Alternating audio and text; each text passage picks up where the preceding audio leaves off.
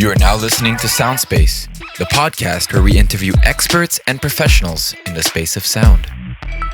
Hello, everyone, and welcome back to Soundspace. I am once again joined by my fantastic co-host, Anthony Kachi. How are you, Anthony? I'm doing very good, man. How are you? I'm doing fantastic. We have a doozy of a guest for you today. Really excited about this. Yeah, very, very excited about this one. If you're a fan of sound design, electronic music, composition, anything music tech, anything creative, this is going to be a fantastic episode for you. Today, our guest is Kayla Shears. She has an amazing intro. Kayla Shears is a composer, sound designer, and electronic artist from California who currently resides in Montreal, Quebec. Her education includes a college degree in communication studies from Vanier College and a bachelor's of fine arts in electroacoustic studies from Concordia University, where she received 5 grants and awards during her studies there. Her music and hard work has allowed her to create a platform for herself in the electronic music scene across the world, performing in multiple festivals such as Tribal Gathering Panama, Fractal Fest, and OZORA. She has created the first loop session WXYN event in Montreal and was a participant for the 2020 Nuit Blanche event at Le Guézu. She is the founder of E.Sunrise Productions, a multidisciplinary audiovisual media creation project that undertakes many creative endeavors such as prosthetic reality, video editing, sound design, and other forms of media arts. Furthermore, she is part of the board of ELAN, Quebec's inclusion committee representing artists with disabilities. Her work experience includes being an audiovisual technician for over 3 years, being a sound specialist at Rock Camp for Girls for over 2 years, and her music production for Kloud Nin9. These releases include Keys of Starlight, Rising Luminosity, Breathe Out, Book of Life, Magic Island, and Unveil. She also has sound credits for being a sound designer for the company Right Bloody Publishing and Khaos Lab, where she was a sound designer for the short film Spark and a sound editor for the short film Jessica. Please give a warm welcome to Kayla. How are you, Kayla? Yo, thanks. I'm doing great. Doing really great. Thanks for having me. This is super exciting.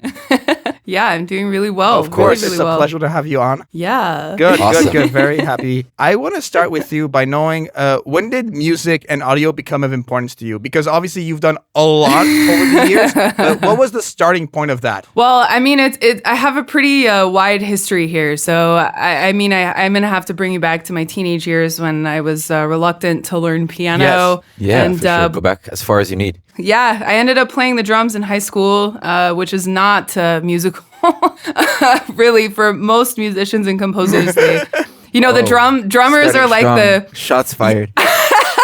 I mean, I'm firing at myself, but it's true. It's like because our theory is not the same, when you learn drum theory, it's not the same as piano. Like it's really not. So, I was always kind of like the dark horse of my interest in music and technology and stuff. Like, Wow, okay. I was just like, I'm going to play the drums. I'm going to do what I want. I didn't like learning piano at all. Like I was that reluctant child that was just a torture to deal with. Like I did not want to go to piano lessons. I did not want to do any of this stuff. Nothing traditional fit me. And I mean, it goes anyways very along with my brain being autistic and ADHD and having sensory processing stuff. I just did not want to do anything traditional. Like there was nothing traditional that really suited me. And given that, it just goes right in line with me playing the drums. I was like, I just need to smash stuff. Like I just really wanted to smash things. I was really into punk and ska and some metal, actually. Like I was going to a lot of these shows in California. And, I was also involved into kind of like the pop alternative rock too. Like I found myself at Warped Tour on the occasion, like in the summers. Nice. I actually snuck in there once. Like, I was kind of that rebellious teen that I had to go to like 4 Saturday schools in a row in high school because I got caught ditching school going to the beach, like I was like that kind of a kid, but I had super high excelled grades in English. I was always an honors student in English, like ironically enough. Anything that revolved around like arts or contemporary arts or media arts, anything non-traditional in that sense, I excelled in. So, I took up drums quite naturally. It allowed me to really express myself how I wanted to. But, as I got older, to be about 18, I'd say, like, I was pretty lost. Like, I was also pretty depressed as a teenager. I was that weird kid in school that just kind of sat in the library eating lunch, like, alone. And I wasn't even allowed to eat my lunch in there. But, I was just, like, sneak eating my lunch, like, being on the computer at school. Like, I literally did anything. Like, I would be on fucking Neopets or some shit.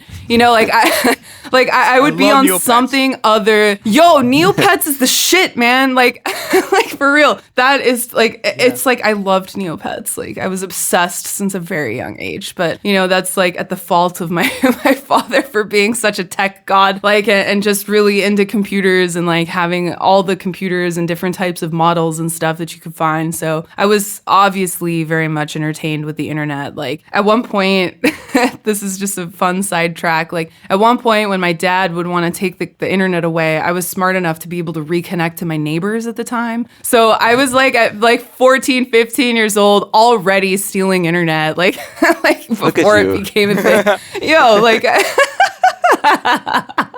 so proud, right? Like, so much to be proud of. But yeah, so I ended up, you know, in my teen years, I was always more, I guess, attuned empathically to the world. You know, music always made me feel things. And I didn't realize that I had synesthesia until later in my life. Like, I didn't realize that that's like, you know, the feelings with sounds and the feelings with music and different types of bands or things that I would associate with lyrics and all that stuff. Like, I didn't realize that what I was also feeling was like on a multi-level. You know, like I didn't know that I was seeing and you know, hearing differently than other people. You know, I didn't realize that. So I was like more enamored by, you know, photography at the time. Like my dad had, he gave me my first DSLR when I was 14 and I was just obsessed. I was hooked. So I was always taking portraits of people, practicing, reading manuals, trying out like, you know, working to get different lenses, things like that. Yeah. So like my journey in audio and music like didn't even really start there. It was more with technology and like being enamored with the exponential growth that we experienced since, I mean, I was born in 1990. So like, you know, since then it's like we just were the generation that like, you know, got dumped on. Like we were the generation that was like, okay, well, here's all of this and you figure it out and test it and like we're just gonna see what this does to you like in 20 years. Oh my god. So I'm like, look mom, I'm an electroacoustic musician. Like you know, how do I like you know, like after all the cartoons, after all the obsession with Neopets and fucking playing these games, like, you know, like I was really into things too, like you know, Call of Duty. Oh, I was really in. Sure. Yeah, I was like super into gaming at one point. I was playing like a lot of computer games too, like computer war games especially. Nice. Like I was really into that. Like we also have like I come from a military family on my mom's side mostly, and you know, like I had like, you know, my grandpa and like uncles and stuff. They were always in the war, and like I had kind of just grown up with this association with the military, you know, in some way. And you know, I was really also very proud of this. You know, so I naturally just like went into like all of these fighter games and stuff too, and I was like really amazed with like just at a young age. I mean, looking back at it now, I'm like, you know, of course I wasn't really aware of all of this stuff, but the prime interest was like, well, yeah, I could do surround sound. I was always like very into how movies sounded, you know, in terms of their scope for like how they designed like just the whole layout and the structure and things like that, you know, different noises and stuff. I think it like blew my mind, you know, when I was able to like, I don't know, see some movies like Avatar for the first time, or like, you know, different things that came out that really benchmarked sound design and the new wave of like, you know, decade of like virtual experience and visual experience as well. So, you know, trailing that back to my teen years, I was more obsessed with photography. Like I in high school, I actually was able to take one of the first Photoshop classes. Like I was like, you know, learning Photoshop CS1 like when I was like 14. So naturally, like I just was really good at using all of these computer programs, and I just excelled, you know, really well into this. And that just kind of gave me like a really solid grounding into music and audio. But I, you know, the big why is like, you know, how did it become important to me was, I guess, when I moved here, you know, and I was kind of placed with an ultimatum with my parents at the time when I was 19, because I went to Santiago Canyon College. I was trying that out for a bit, and you know, I definitely was not interested. Like I've dropped out of college 3 times actually, you know, since since Wow. I was 18. And it's crazy because that I have one of those stories where it's like, I just relentlessly dropped out of classes, dropped out of school, like left and right. Like I just lost all of these interests and then just ended up doing everything autonomously on my own. So, I was placed with an ultimatum at 19 with my parents being like, you either need to go into the Air Force or you need to get kicked out of the house or you need to go to college somewhere. Like you need to pick a place and go and figure it out, basically.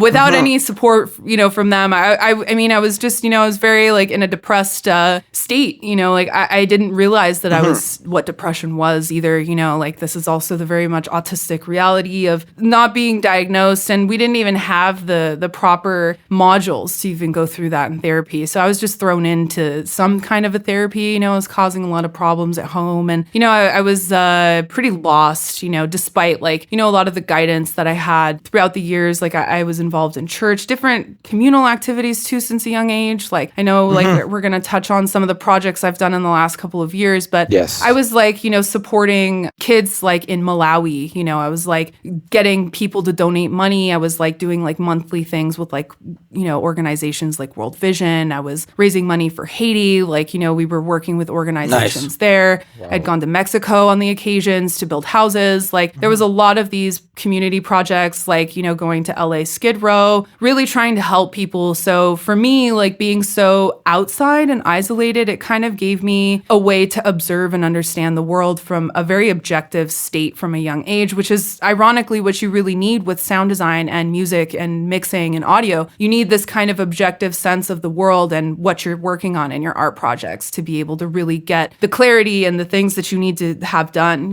So it ended up coming back to me and benefiting me in that way. But aside from that, like I was very much involved on this kind of empathic level to help people. And I felt so connected with music at that time. And even through photography, I thought that was my way in, So when I moved here, I ended up not going into the Air Force because I really did want to become a pilot. My dad has, flown planes since he was 14. Like my great uncle was a Navy fighter pilot in the U.S. Navy. He was a part of Pearl Harbor when it was bombed.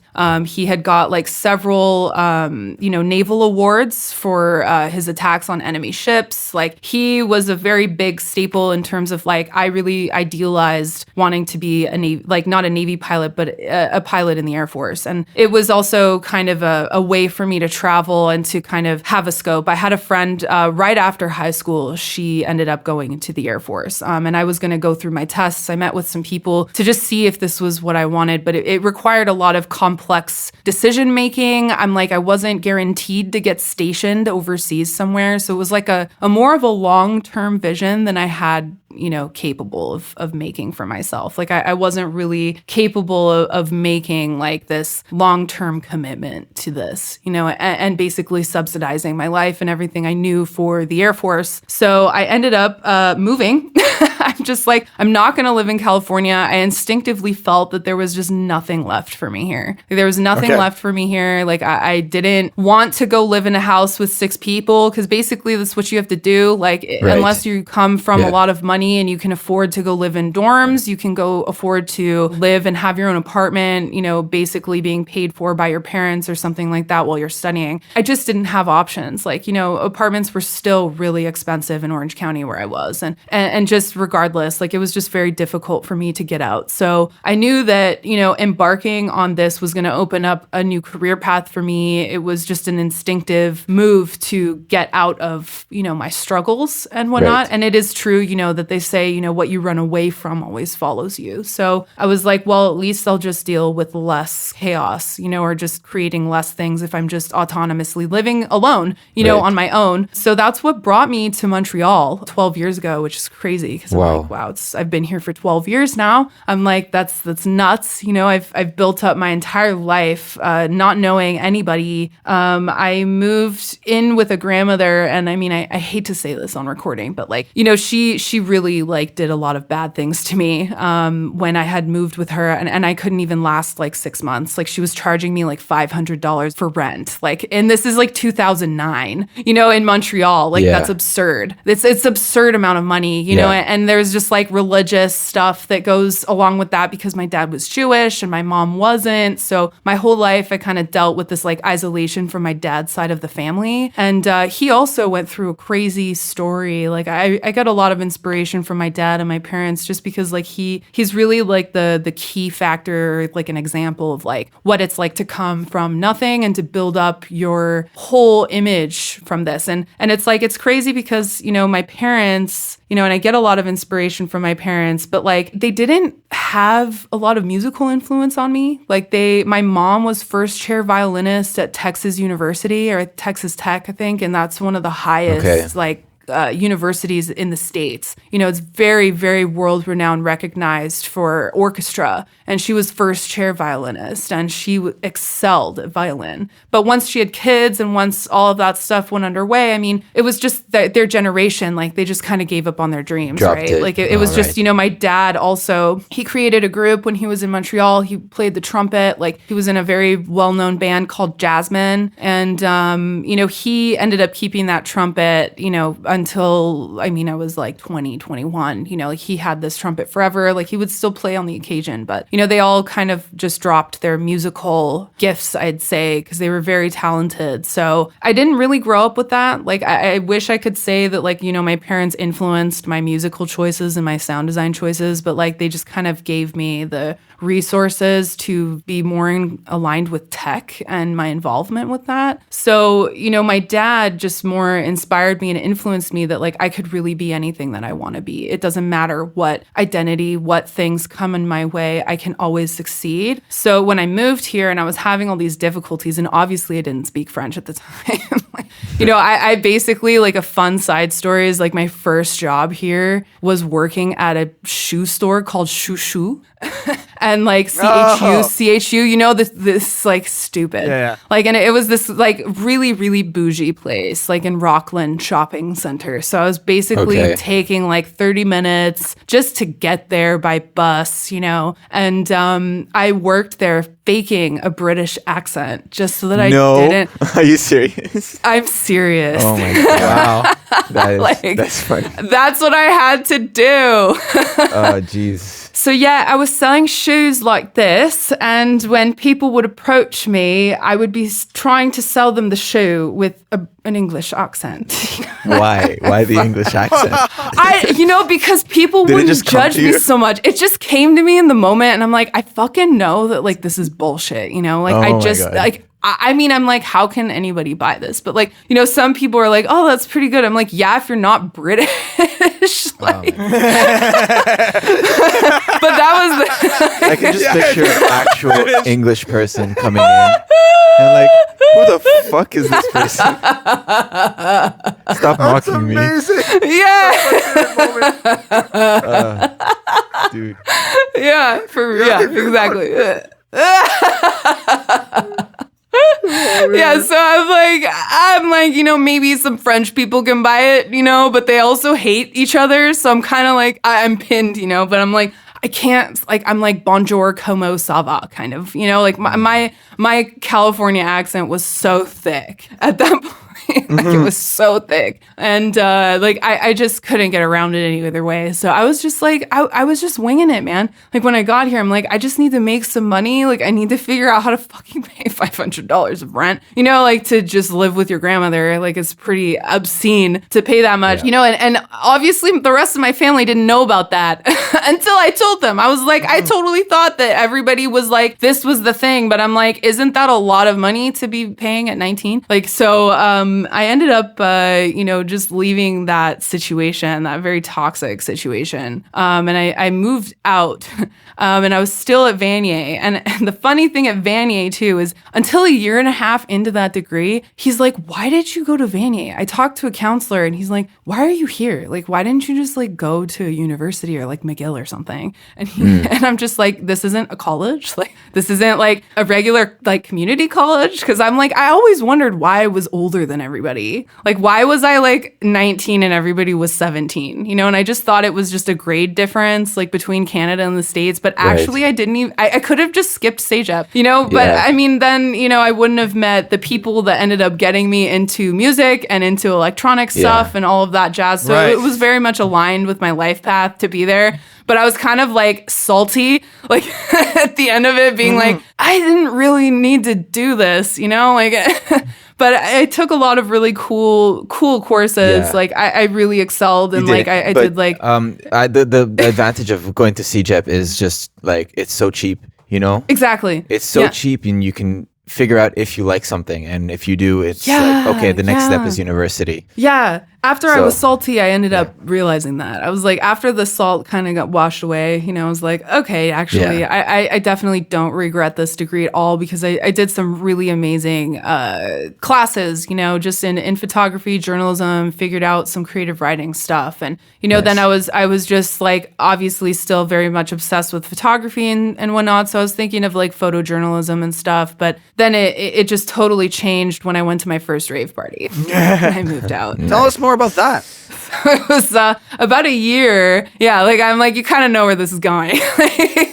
Kind of year after I got into a lot of this stuff, I was like, all right, I'm finishing my shit. Like I didn't really need to be there for the full 2 years or whatever. So I was finishing some stuff and I met this girl and she was like really into drugs. Like, and I'm like, I just want to take drugs. I mean, honestly, like it's was just this like angst, you know, in me, this like depression and kind of like I want to be involved in a community, but I don't know. I always liked electronic music, but I was more, like I said, into ska and punk and like going to these, you know, beach ska shows, you know, like it just in California, it was the lifestyle that I was living in, you know, so I didn't really go to like electronic raves. Like I was listening to like, you know, fucking Sandstorm or some shit.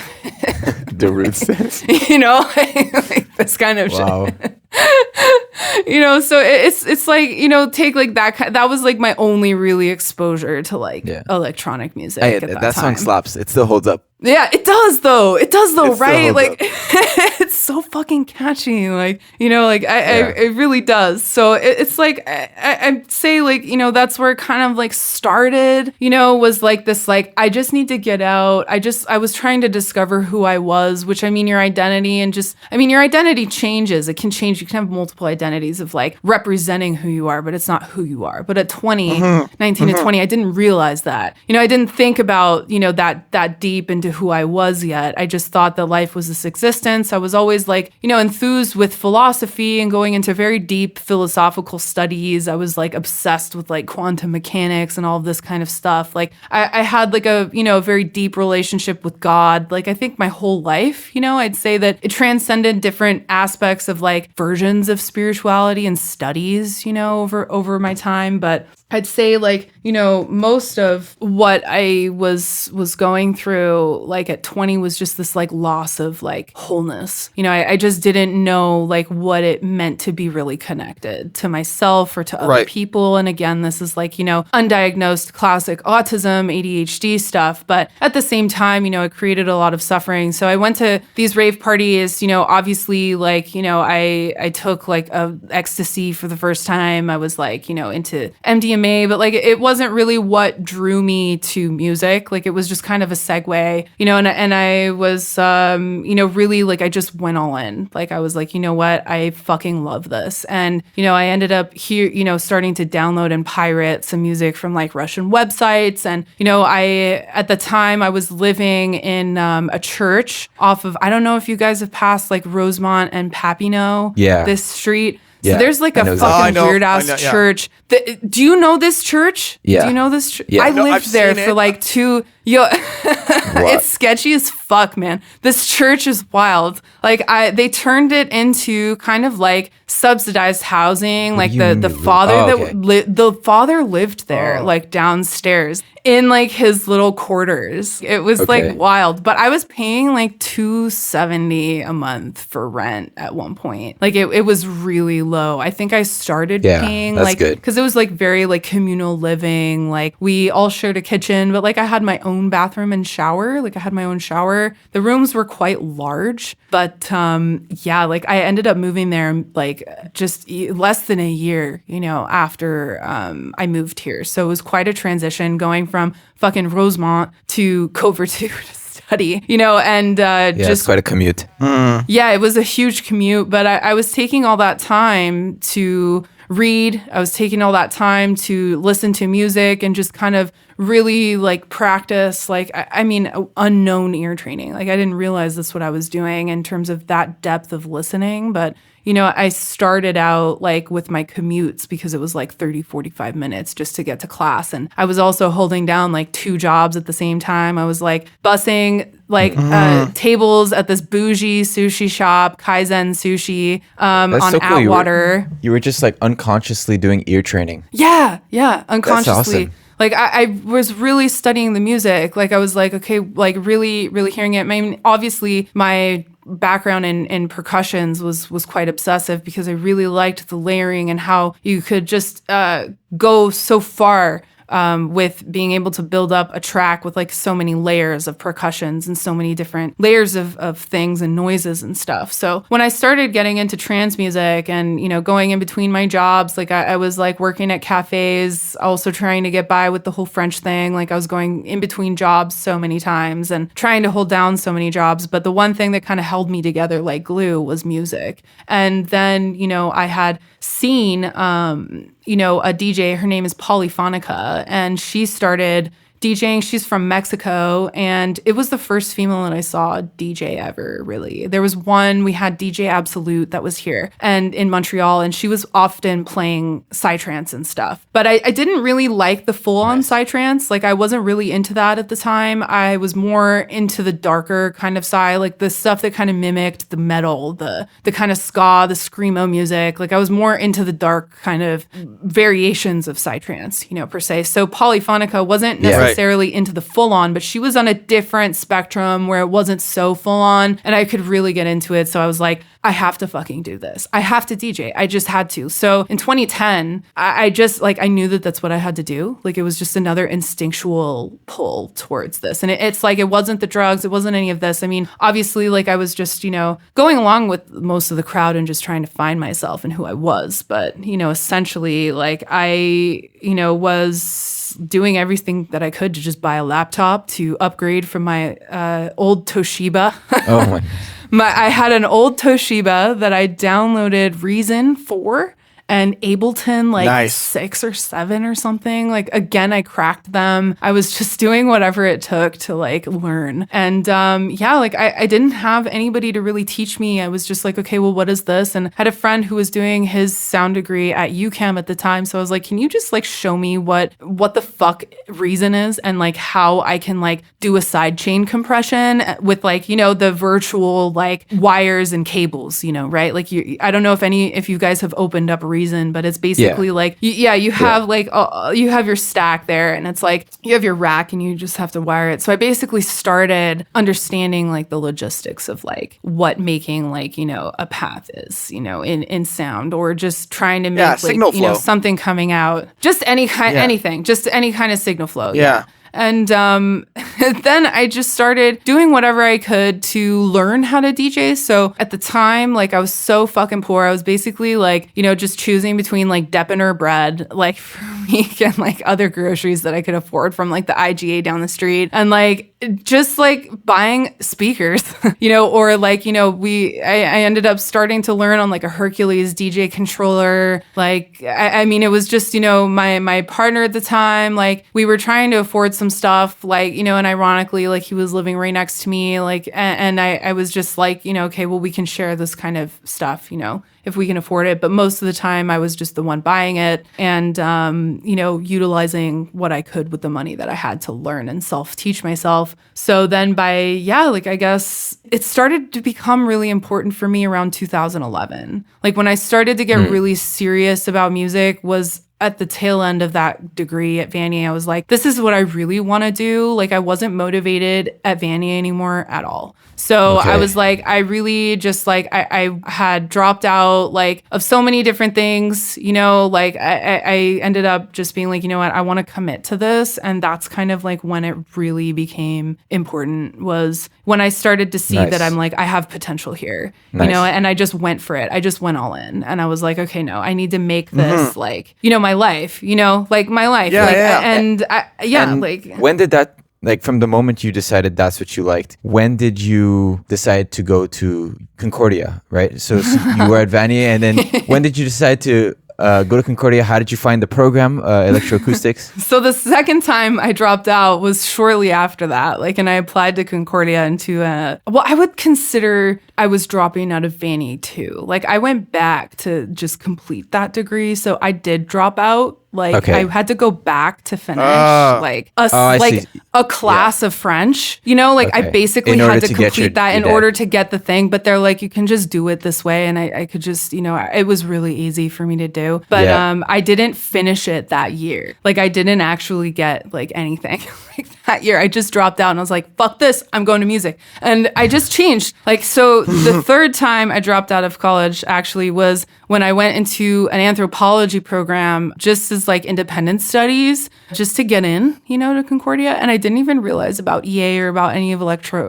any of that stuff either. Like, I wasn't aware, but I ended up dropping out of Concordia and already having my files open and stuff for applications in like 2013, something like this, 2012. It was around that time I was kind of like, my mom was pressuring me like, what are you doing? Like, what are you doing? Why are you wanting to go around and playing at parties and like talking about DJing? Like, they just didn't understand. So I was like, I just knew what I was feeling, and I knew that I had to do this. And I was like, okay, well, fuck school for the moment. I'm just going to go back when I really know what I want to do. And I ended up dropping out again for the third time. So like, that's the smart thing to do. Like, just go back once you're ready, once you're truly ready. Yeah, it really is. And a lot of people don't take the time to figure out what they really want. And when I tell people, I'm like, you know, for me, it became clear also after a lot of healing work. It came after a lot of therapy. It came after a lot of like spiritual paths and ventures, both inwards and outwards, you know, into being like, okay, this is what I really want to do because I know who I am, and who I am has become clear. Past identities that don't actually represent me, past what people think of me, past what I even think about myself, because often we're our own worst critics, right? So for me, I was like up against, this is a guy's world, you know, like most of the events that I was playing at, I was the only female. So it was like kind of hard to like also find my place and like my, I guess, quote unquote identity, you know, in DJing. You know, I had my Kloud Nin9 identity and my, you know, whole like charisma around like what I was presenting on stage. But I was like, that's not really who I am. It's a part of who I am, but who I am is far deeper and more complex than that. So deciding to go back to school, you know, and really having the clarity around what I wanted to do came after a lot of internal work, you know, that I didn't get to as a teenager. You know, a lot of us don't. Like, it's just trauma and like figuring out, you know, your life shit. Like, it's very difficult to go through that unless you have like a guide or, you know, sometimes money. Like, it was difficult. Like, sometimes some weeks I was like, okay, I need to pay $80 for this therapy, but it's really going to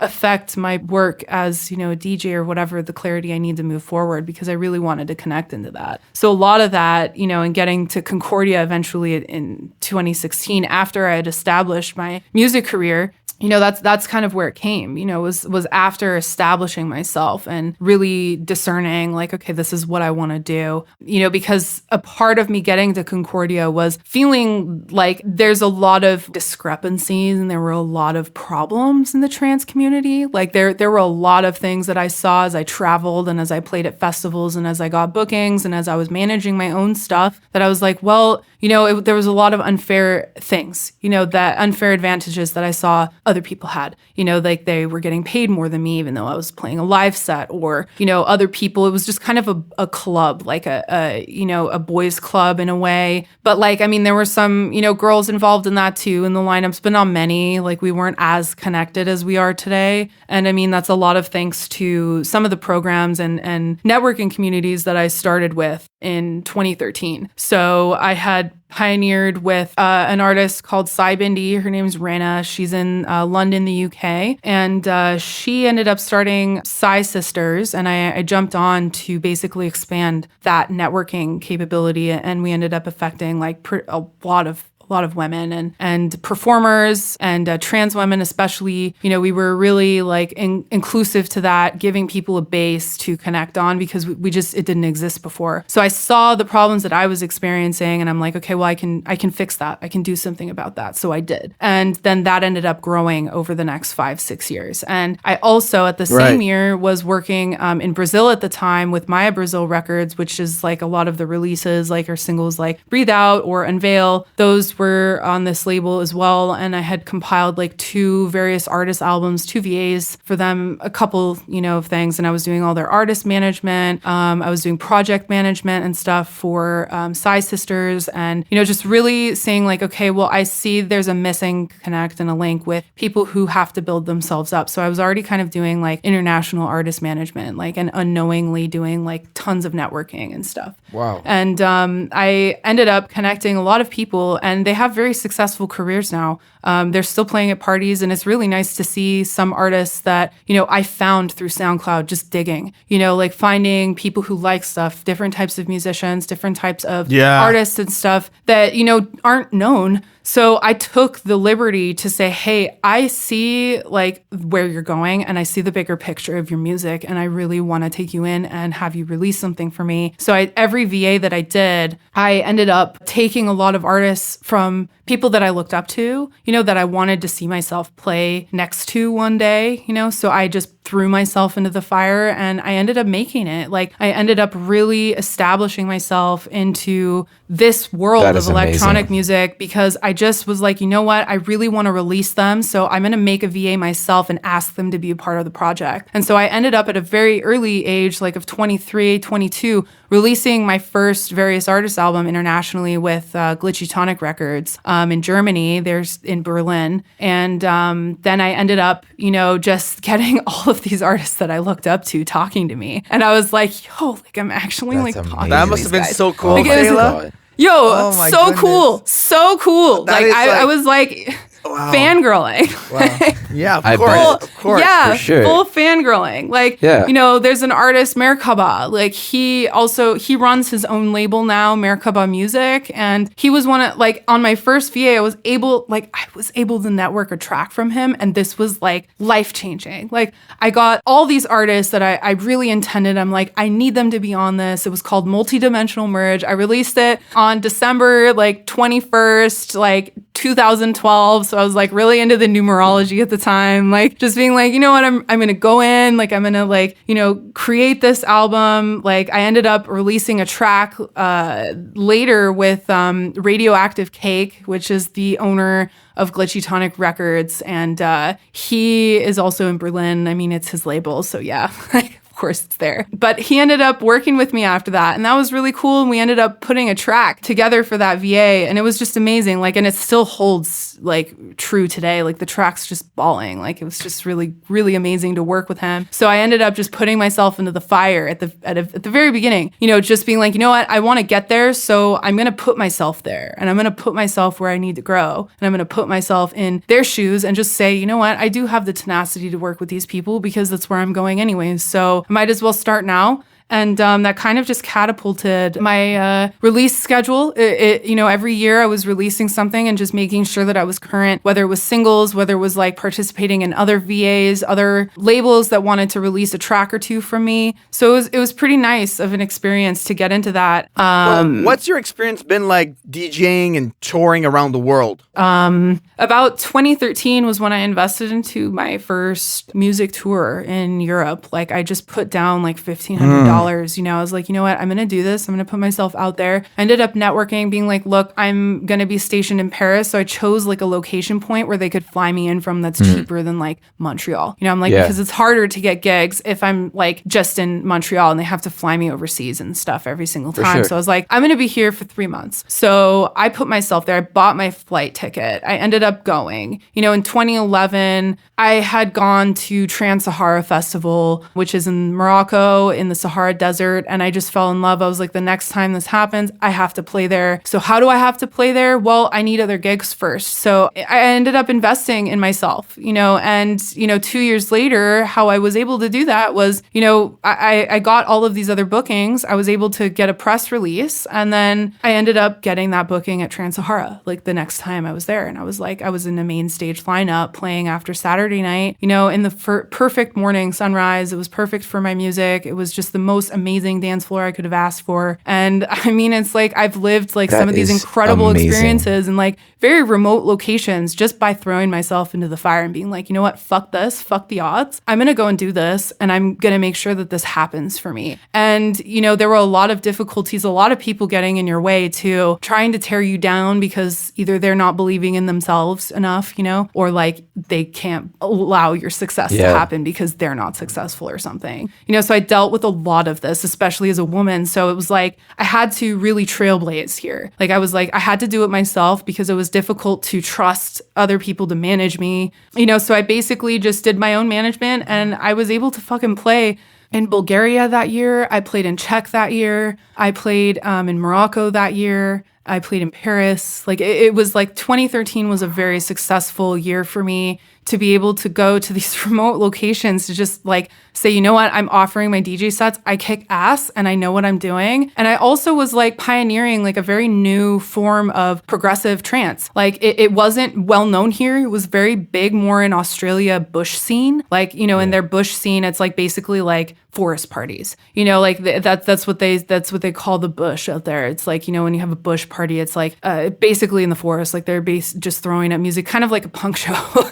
Like it was kind of like that vibe, like very like free flowing, like just come as you are, kind of just, you're there to dance, you're there to let go and feel good. And I really wanted that in Montreal, especially. And I really wanted that like international. So I was one of the first DJs actually to pioneer dark progressive trance. And when I say dark, it just means that it's more psychedelic and less full on. So there was a lot more detailing in terms of the sound design, and especially in terms of the layering and the techniques that you're using to develop your bass lines. There was like more, I guess, variations in terms of breaks, bass lines, in terms of how you could develop your highs, lows, like all of these things. It was just a whole spectrum of exploration, and it was really great to just learn, and throw myself into. So I started like looking and plugging myself into all these artists. And after I was doing all this networking and stuff, I really like created a niche of how I do my DJ sets. I was just making each set like its own art piece, and people were like, it's very divided. Like, do you play like live DJ sets? Like, do you just pick the music like with the crowd? And I was like,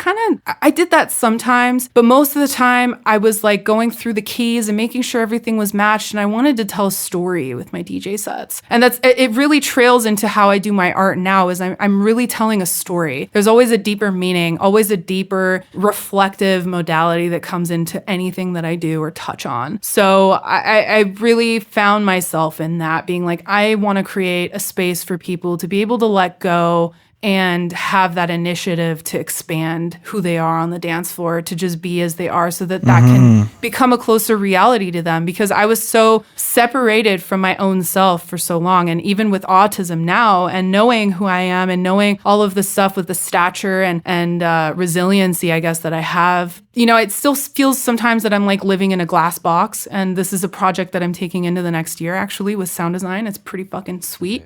And I'll get into that a little bit later, but like, it's really cool how all of these things paralleled, because I just trusted my intuition and really saw that scope of like, okay, I want to put meaning into music and sound and into what I'm doing. So this is an opportunity for me to do that. And eventually, because of the ornate, I guess, way of designing sound with this genre of trance music, it's literally what got me into school.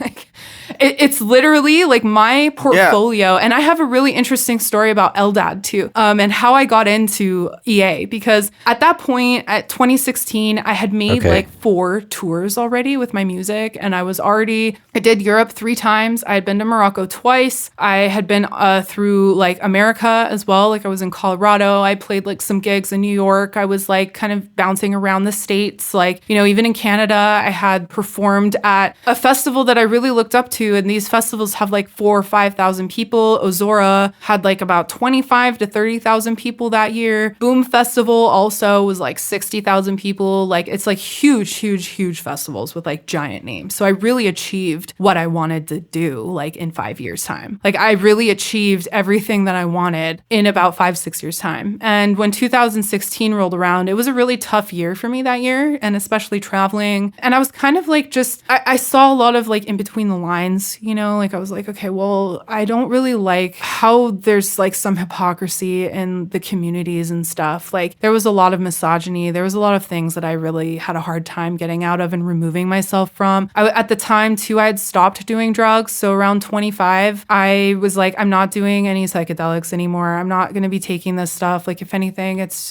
just like an occasional thing, because I was really deep into my spiritual work at the time. I'd paid my way to do like 5 years of like contemporary shamanic studies in Toronto. They were like intensive weekends. So if you can imagine, between traveling and doing my sound design, working at home on tracks, music, and networking, I was also working jobs.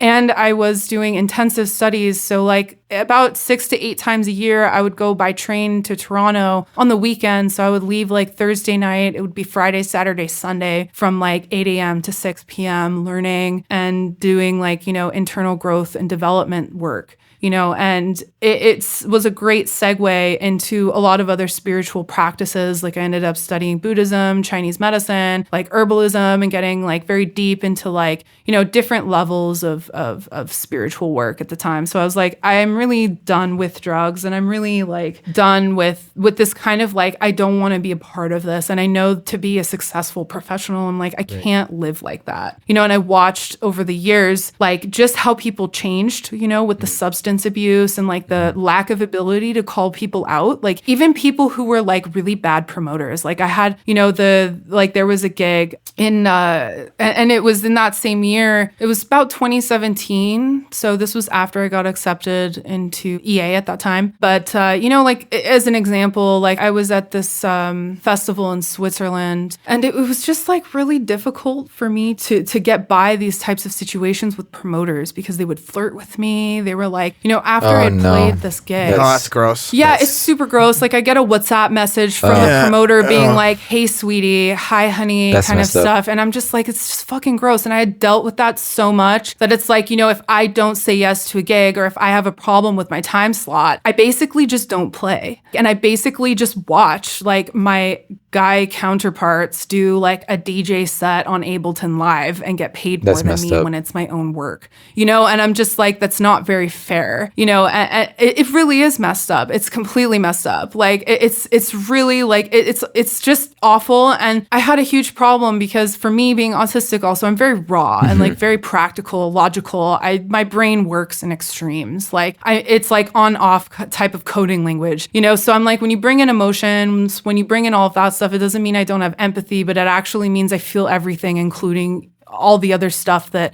I can't filter out. So for me, it became a problem not to be able to express that. And it became a problem for me to have such authority, especially with the labels I was running, all the recognition I achieved. I had a huge following as well, you know, at the time, to just like be able to speak out about it. And I reached out to some other, you know, women promoters or just other people who were doing music, and they would never risk it. They just didn't risk it. They didn't want to put the risk because it would compromise too much of their booking possibilities. You know, they didn't want to have these things removed if they were to out some promoters or like DJs who were rapists, things like this. So I was like, this is just really not cool, you know? And I was playing at eco festivals and they would leave trash everywhere. You know, there was just people like snorting ketamine in the corner, like in garbage. Like, and I'm just like, I mean, you know, some of them weren't that bad, but like a lot of them were very wasteful. You know, and I'm like, you see people like leaving their tents and leaving all of this garbage and stuff. And I'm like, it's not necessarily the festival's fault, but it's the consumer's fault. Like I always go back to, it's not really the structure in place. It's the consumer consumer and the individual. I'm very much in line with that belief system that it really goes back to the individual effort. And based on that, I felt that there just weren't enough people that were really supporting being able to bring all of that stuff to light. So me with a big ass mouth and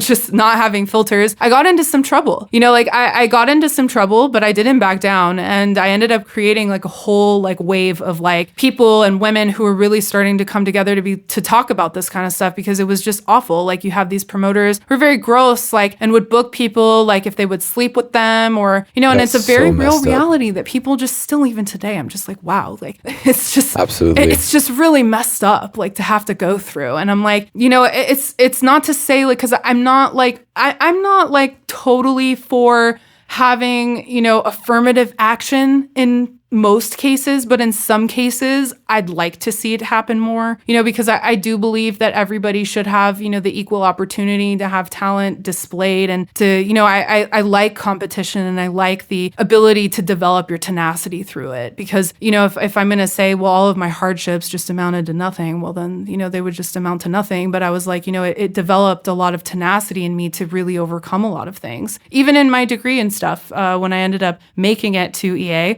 So after 2016, I was what? I'm going to apply into school and I'm going to try this program out. I had a friend who went into the EA program, kind of in their beginning stages. He was going through school while I was doing music, and he was also an artist and made really amazing techno music. I was also involved in that scene too, because they always just cross lines with each other when you're at festivals. You have different stages and whatnot. So I was connected with a lot of these genres, and he ended up going there. So I ended up wanting to pursue my education because I knew what he was doing. I also saw the jobs that he was getting. They were just work from home, kind of remote jobs, fixing softwares, and taking calls to fix stuff for people. Okay, I see. So what other jobs did you do when you were a student? My jobs were taking care of kids. I worked as a security guard agent. I was doing barista work for so long, and at the time I was getting involved in the third wave coffee movement, training myself as a barista under this dude who had 14 years of experience. So I ended up just getting taken under his wing to apprentice for a couple months. And that set me off into another career point of being okay, well, I could actually live and study, work and study at the same time. So it was just so much complexity in there, and in those years of discovery, trying to get out of toxic relationships and situations, because at the time too, I had an abusive relationship with my ex-boyfriend, and he really talked down to my educational pursuit. He didn't support really what I was doing. And he kind of thought it was me being I was prideful about my career status and stuff. And it's just crazy because he never went anywhere with me. I had played in over 13 countries or 13, and I'm just you never went anywhere with me. Never. He never traveled to any gigs, was never there, and we had broken up on and off. It was not healthy at all, and it's difficult because, in those relationships and stuff, you don't really know how bad it is until you get out. And to get out, you have to see a level of value and self-worth in who you are, right?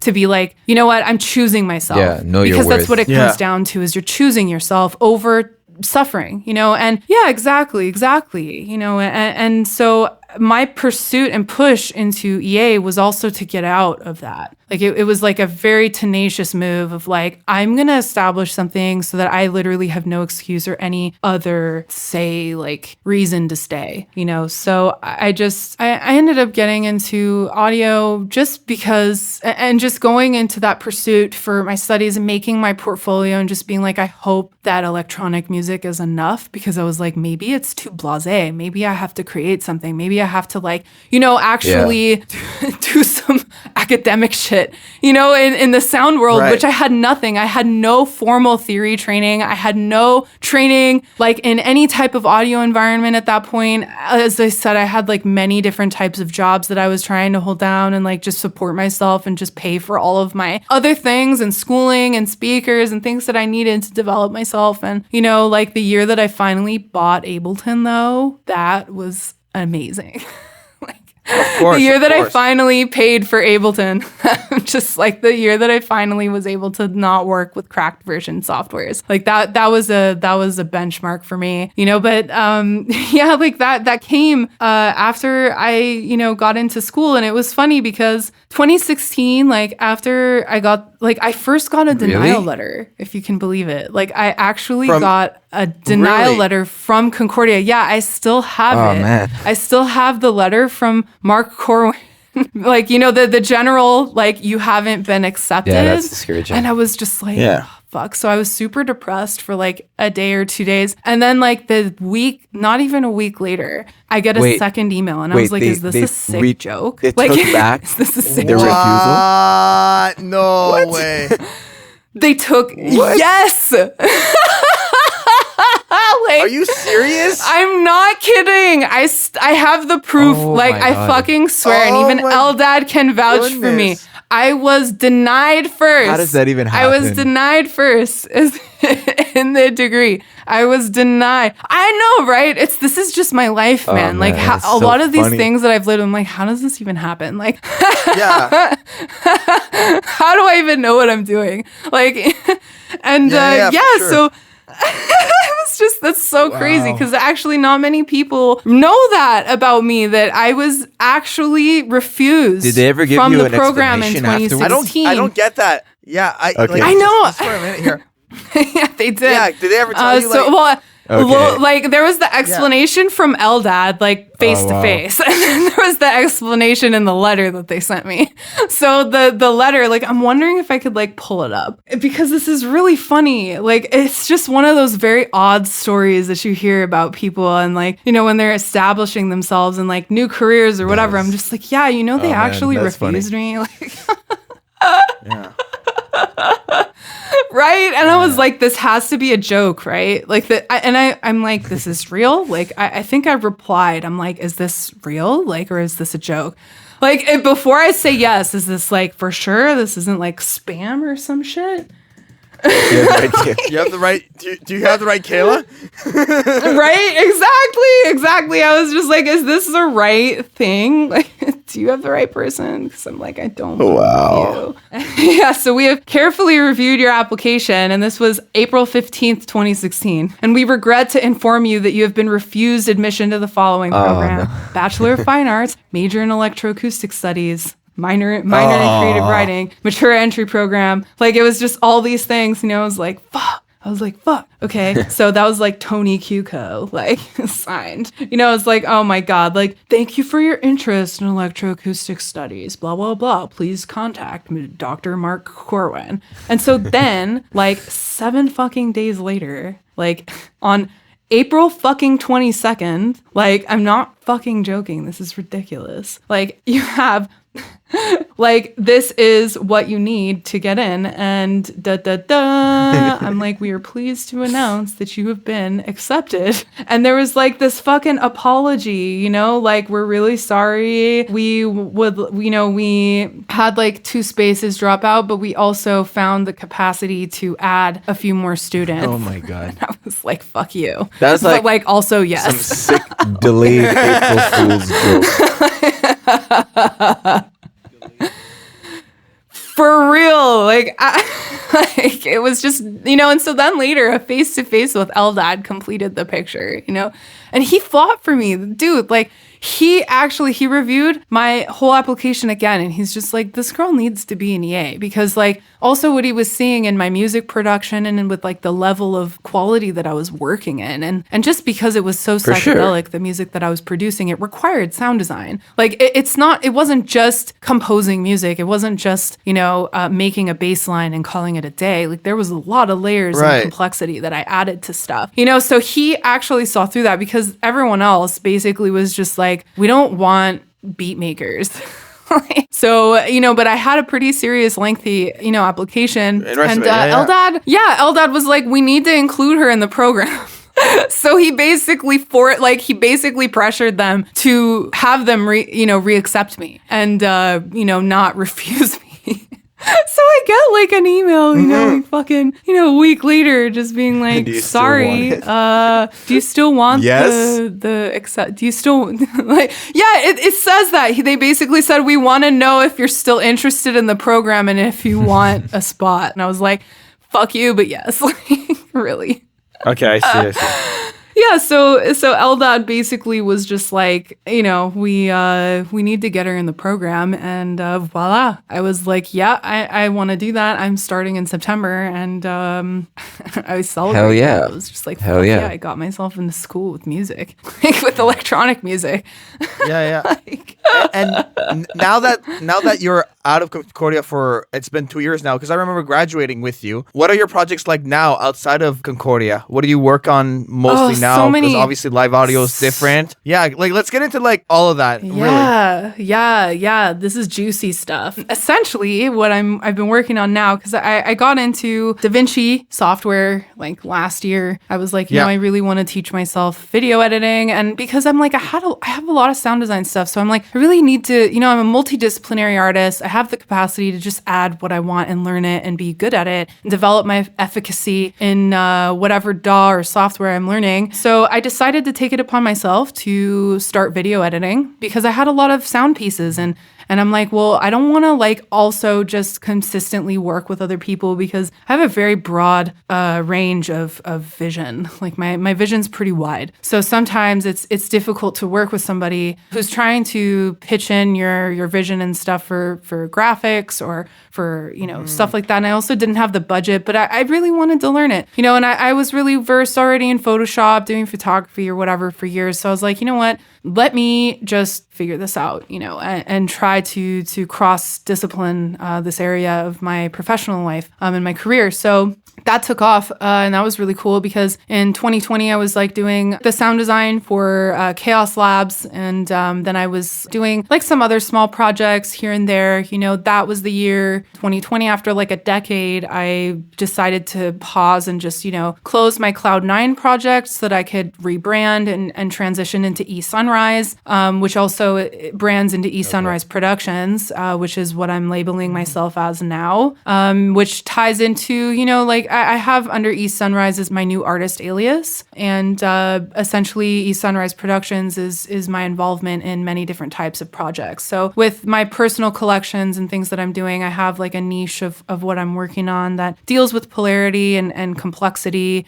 and also my sound pieces, things that I've presented as well to different conferences, they mostly revolve around, either autism or, very complex ideas. Like I made like an installation around the concept of the theory of relativity from Einstein, and I made like a piece that, was basically like an example of like time stretching and what it would be like if like one, I don't know if you know that theory of the twins, like, one twin would be on Earth and the other one would be in space, but the twin would age and it would age like, 80 years, and the other twin that would come back to space ends up, being the same age. So I had to deal with like time dilation and stuff. So I took that into like my sound design stuff and like tried to create I created like a 25-minute sound piece for that. And I'm like, I had like other ideas for this. Like I wanted to start working in Cinema 4D until like, I wanted to get that projected onto like a 3D projection film, which creates like any projection that you put onto that flat piece of acrylic with the film in it, it would make it like you're looking at something like virtually 3D, essentially. Like, it was really cool. So I had that idea. I started that around like 2018, towards the end of the degree, actually, and it led me into a whole other world of discoveries of like music technology and also prosthetic reality, which it just denotes the presence of electronics in a space. Prosthetic reality is you're using something to create an experience for someone else that wouldn't otherwise be generated without the use of electronics. Like, you can't recreate that through any other medium. So I was really like, I want to create full-bound experiences for people with prosthetic reality. Like I want to be doing augmented reality. I want to be doing virtual reality. I want to be doing Cinema 4D and 4D rendering and a 360-degree software and stuff. So yeah, I wanted to get into that, and that kind of catapulted me into the projects that I'm at now, which are basically working in I spent the last like year and a half kind of retracing my steps into visual arts again. Like as a teenager, I used to do like acrylic painting, and I used to like put glass in the painting, like broken glass and stuff. So I was actually like taking broken glass pieces and just like putting it onto my acrylic paintings, and then it would dry like that. So I liked the texture and stuff that it would create. And I would just spend time like in my backyard, like just, figuring that shit out, and I either had a glue gun or, I was like creating texture and stuff with the glass and the paint. So this was like something I was like, actually, like now, that I've been diagnosed with autism and ADHD, and I know all the scope of my sensory processing disorders, all of this stuff, I've now been able to embrace like my stimming habits. I've been able to embrace what makes me soothed and, not ignore these things anymore, because I used, most, especially autistic adults would, identify with this experience of having to mask who you are. You have to mask the rawness, you have to put up your own filters because it's either too brash or like some things like you just don't understand social situations mostly. Like half the time I'm just fucking pretending. Like half the time, like I'm just like, I don't really get the jokes. Like I'm trying to, mediate my way through things. And I mean, obviously like I'm not like a flatlined person. I understand humor and stuff. And, I definitely feel all those things. But for the most part, socially, like I had a mask on, and it was unhealthy. It also like depletes your resources and like I'd say my reservoir. Like it would deplete my like extrovert reservoir, the things that I needed to exemplify myself. And it was like I had a lot of difficulties with my body, a lot of hard, I guess things, to just deal with, in my day-to-day life. So getting back into visual arts was more kind of like an active meditation. But I was like, actually, like, I really want to turn something into this, because Montreal had also closed their glass facilities recently in the last like 2-3 years or something like this. So there's just an exponential amount of glass that's just like sitting in factories right now. Like they're not recycling like glass, like, and mirrors and all that stuff. Like it's just going to landfill. So I was like, you know what? I started collecting broken mirrors, and it's also kind of an obsession. Like I'm obsessed with triangles. I'm obsessed with light. I'm obsessed with frequencies. I'm obsessed with glass and mirrors and like broken pieces of things to like put together as like a mosaic style of stuff. But that's also why I really like sound design, is because I'm basically just making like a whole mosaic of frequencies. You're creating like in the way that I also see synesthetically, like I create like a mosaic, like a portrait of sound. Like it's like I can see the colors and the things that belong together in their placements and where they need to be and things that have to be changed and stuff that's off per se, or like, I have to fix stuff. I see it also in colors. So I'm like, I need it. I feel that like sound design also really is like capitulated to me as like putting together pieces of like, wiggly air and frequencies and color. So I just wanted to like transcend the barriers between sound design and visual arts. So I have been, going like through garbages and like dumpsters and stuff. It's art. It's art. I get that. Like, yo, it is. I did some of that. It's like also when I was in CJEP. the dirty audio engineer CJEP, going through the garbage. I've done similar things. It's real for sure. It's real though. Like, I mean, I also dumpster dived for food before, but this was different. Dumpster diving for art, like saving things from landfill. They're like two and the same thing. Yeah. So I ended up just going through like the alleyways on my bike. Like I'm the girl who fucking carries like a plastic bag and like bike grease in her bag, just in case like I need to like haul some shit on my bike, like on my way home from somewhere. Like I see like a mirror opportunity that I can't pass up, so like I've broken some mirrors that I can't carry myself and put them in these plastic bags just to fucking take it home.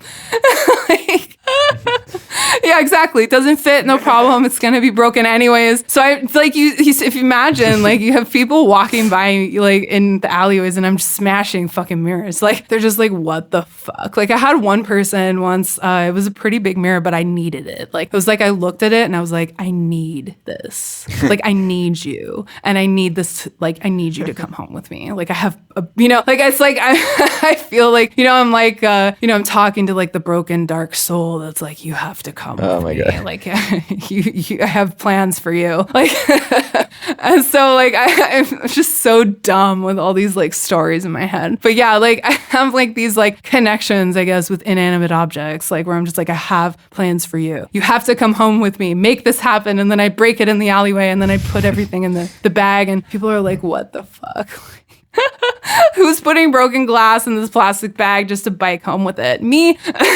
Because I just had this long vision of like, I really want to make new art pieces with broken mirrors. And this also reflects my reality with autism and being like, you know, not like I have so much light to reflect back out, but it's difficult for me to receive that light from other people. Right. You know, also just playing in terms of the isolation experiences that we deal with and stuff. And so I'm basically creating now. I'm writing a grant, which is really exciting. I have like 4 different grants that I'm writing, so you better get ready for this. They're very big projects. I found a local 3D artist to commission out of this just to add mentorship and collaborator work with, because I need to get into that reality of like, you know, software use and design work and stuff. So I wanted to start off with him. And basically this mirror project, I'm getting also into an application for the Eastern Bloc times Artvolt residency that's available. So I'm applying into this for January, and I'm basically, you know, the residency is in April, and Right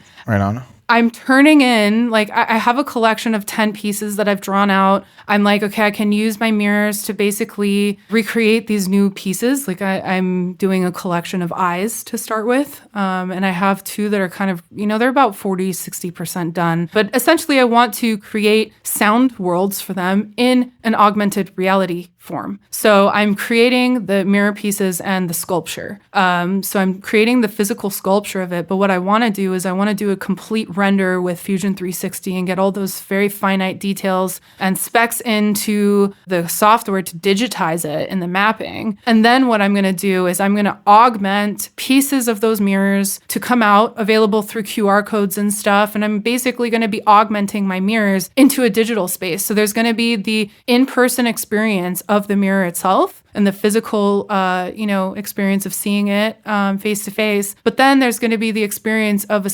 a complete sound environment and world that is going to come alive when you have, you know, either an iPad, a phone, or whatever. And eventually, I want to have it available on the metaverse. Like I'm planning on buying land in the metaverse to, it's a whole separate. This is it's a really cool grant called the Strategic Art Fund with CAC, and I'm asking $25,000 basically to just buy land in the metaverse as real estate, so that I can build on it and I can have very cool. Yeah, I can have an online digital art. Yeah, it is. It's fucking amazing. I'm like, yeah, this fucking can work. Like I'm making this happen. And the artist that I have on board is Chopin Joseph. And he's relatively new, but he's doing stuff for like Le Ballet de Montreal. Like he's really like has a lot of great projects going, and he's deep into NFTs right now. He's doing his own series of stuff. So I'm like, this is really where I want to go. But how do I get my foot in the door as a sound designer and, you know, multidisciplinary artist into visual arts? Well, how do I even start there? Well,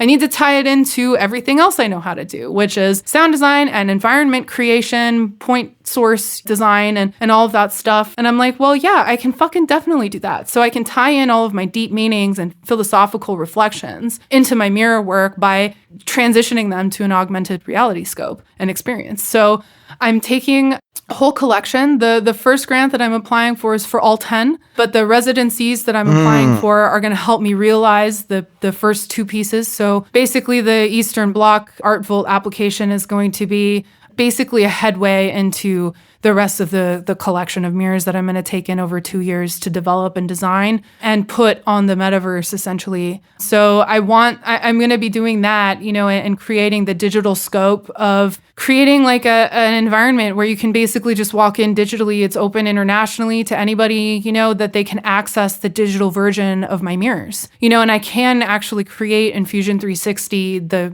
reflection of a mirror. Like I can actually... in DaVinci. You can really create it. So I'm like, there's no limits, you know? So I'm just taking it as far as I can fucking go, because I really believe that we're at the forefront here of a giant curve and a wave of technology that's like unprecedented. Like, I really Kayla, firmly believe that. Yeah. I just want to ask you this because, okay, so we've interviewed multiple musicians, audio engineers so far, and you just hit on something that I didn't even think of, and congrats to you on that. Like, kudos. Why the metaverse? And why?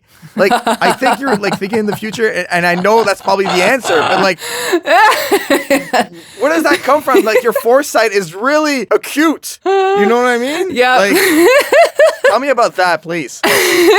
Well, I mean, I innately got interest with NFTs and stuff, and then I was like, well, I've always been into the whole blockchain technology from the beginning. Like, I was obsessed with Imogen Heap since I was like 15. Like, she is also one of my biggest inspirations for music, especially. Like, Imogen Heap fucking is like my idol in this whole scope of stuff. And basically, she has been at the forefront for like the last 10 years, pioneering blockchain technology in the music industry. She developed, and it's going to be going in beta soon, which you guys and anybody else listening should definitely check out Mycelia for Music, because it's using blockchain technology to basically give artists receipts in a direct payment to any of the work that you create. It's basically taking blockchain and applying it to musicians and artistry. You know, it's like fair trade shit for musicians, you know, because we often get duped by fees and contracts and things like this. And even if you have a really sick contract, you are waiting ages for the money. Like, you're waiting years. Like, you have a multi-platinum album, you don't see that money until it goes through all of the legal processes. You don't see that money until like a year to a year and a half, 2 years later sometimes. Like, you're not rich just because you hit the single top chart in that week. It has to go through a lot of legal stuff. And so basically blockchain bypasses all of this shit. It bypasses the bullshit of being conned or duped or like not paid. Basically, it's a full accountability scope for artists, and it's really great. So I got into that. I basically, I just like started learning about blockchain and stuff, and was very like enthused by just the technology in it itself. So I've always been kind of thinking 5 years ahead. And I mean, you knew I'd say that. That's basically the answer I'm giving you, is like, you got, like, for me, with the way technology works and the way our development is, it's at light speed. Right. You know, we're still catching up from stuff that was developed 5 years ago. Like, we're still catching up. Like, think about Mac, for example. Like, we couldn't update to Catalina until, you know, just like Native Instruments couldn't update to Catalina until they were able to catch up to the new software development. You know, because if you update like to Catalina, or you update to like the new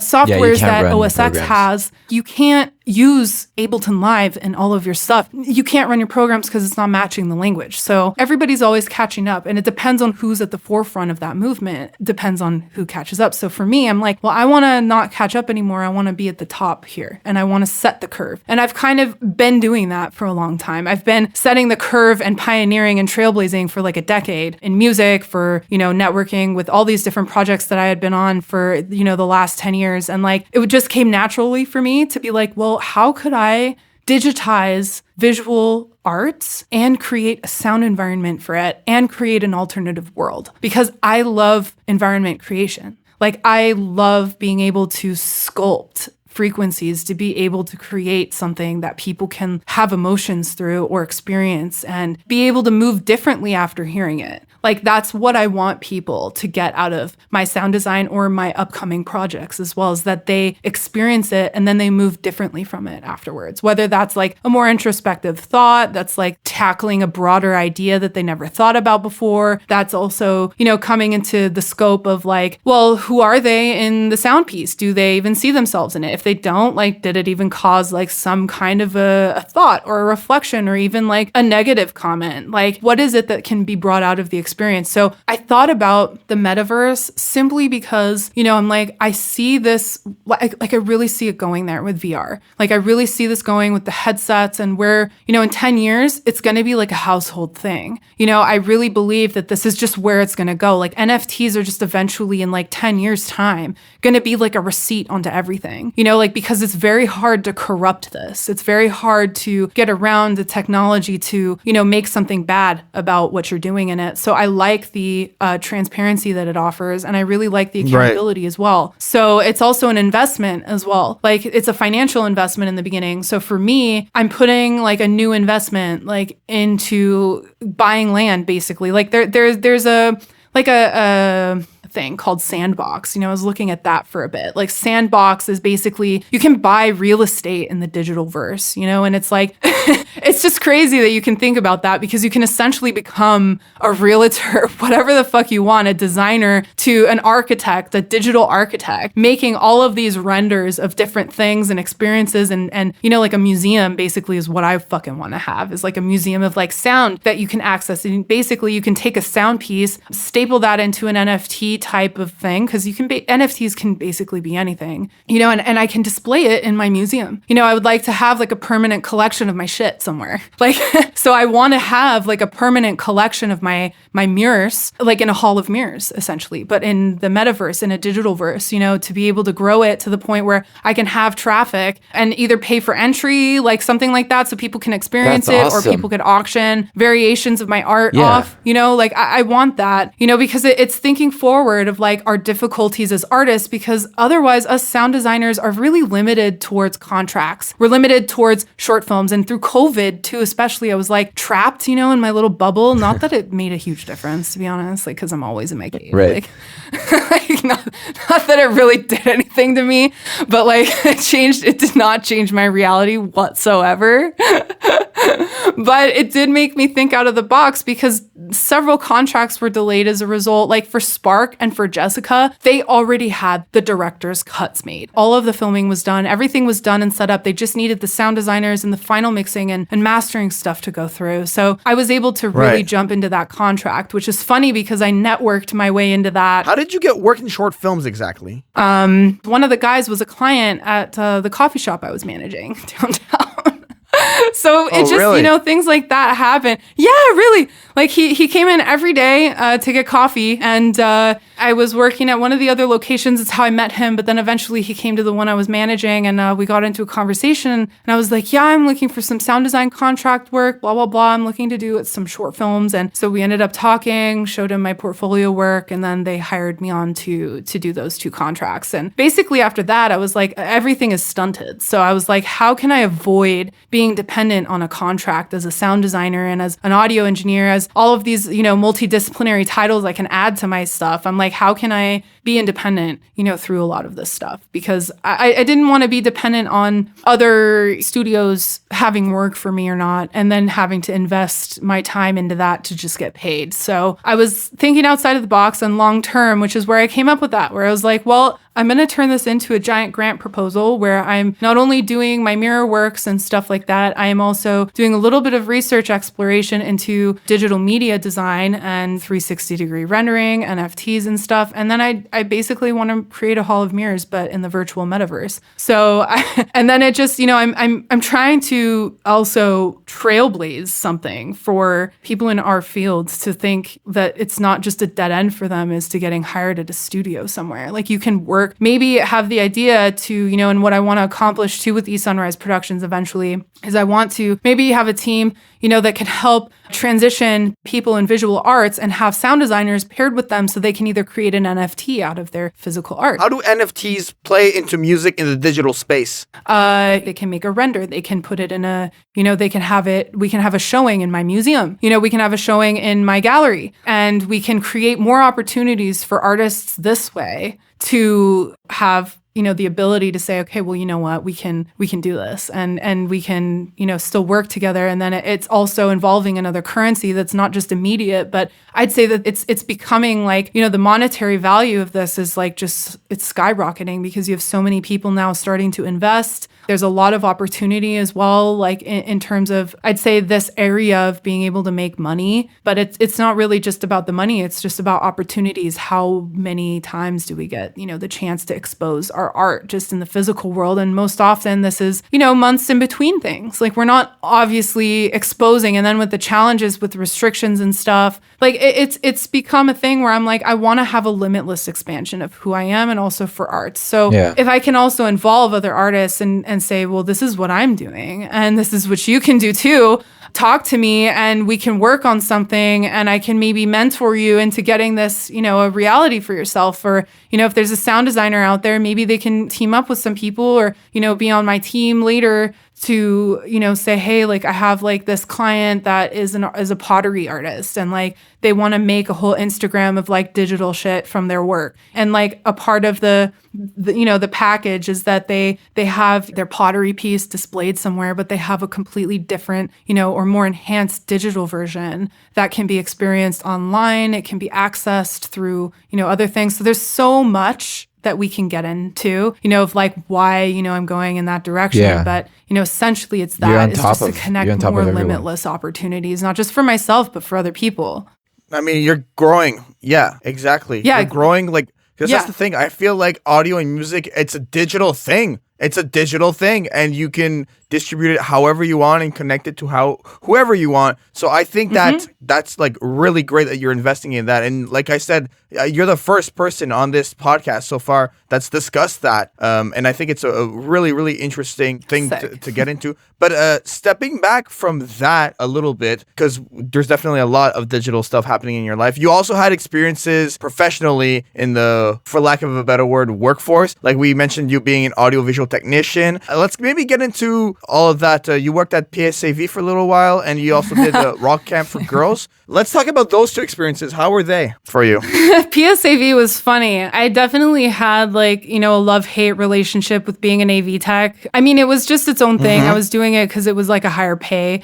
But I mean, it was okay. Like I was kind of doing like the basic rigging and stuff, but I wasn't like necessarily happy there. Like I wasn't really doing what I wanted to do, but it was in the kind of environment where I was able to learn. And most of the gigs that I was doing was for corporate business meetings and stuff, and there were some shows that we would set up, some concerts, things that I was more in the background of like, doing like cabling, like, making sure things are taped, like, making sure things are hooked up to the right points of the mixer, working with all of these cables and stuff and unloading, loading, things like that. So, basic rigging, like I wasn't also certified to do all of the other big shit because you need like different levels of certifications to have that kind of stuff. Because it's a lot of injury that could happen and you definitely need some specific training. So I kind of stayed back as an AV tech, and further aligning like, my work out in the outside of like my digital life. What kind of community work were you involved in outside of that? I guess I was always like involved in projects bigger than myself, I guess. Like aligning with, what I was doing in the trans community, it just made sense that I just did more community work like in school. So just because, my trans projects were kind of like,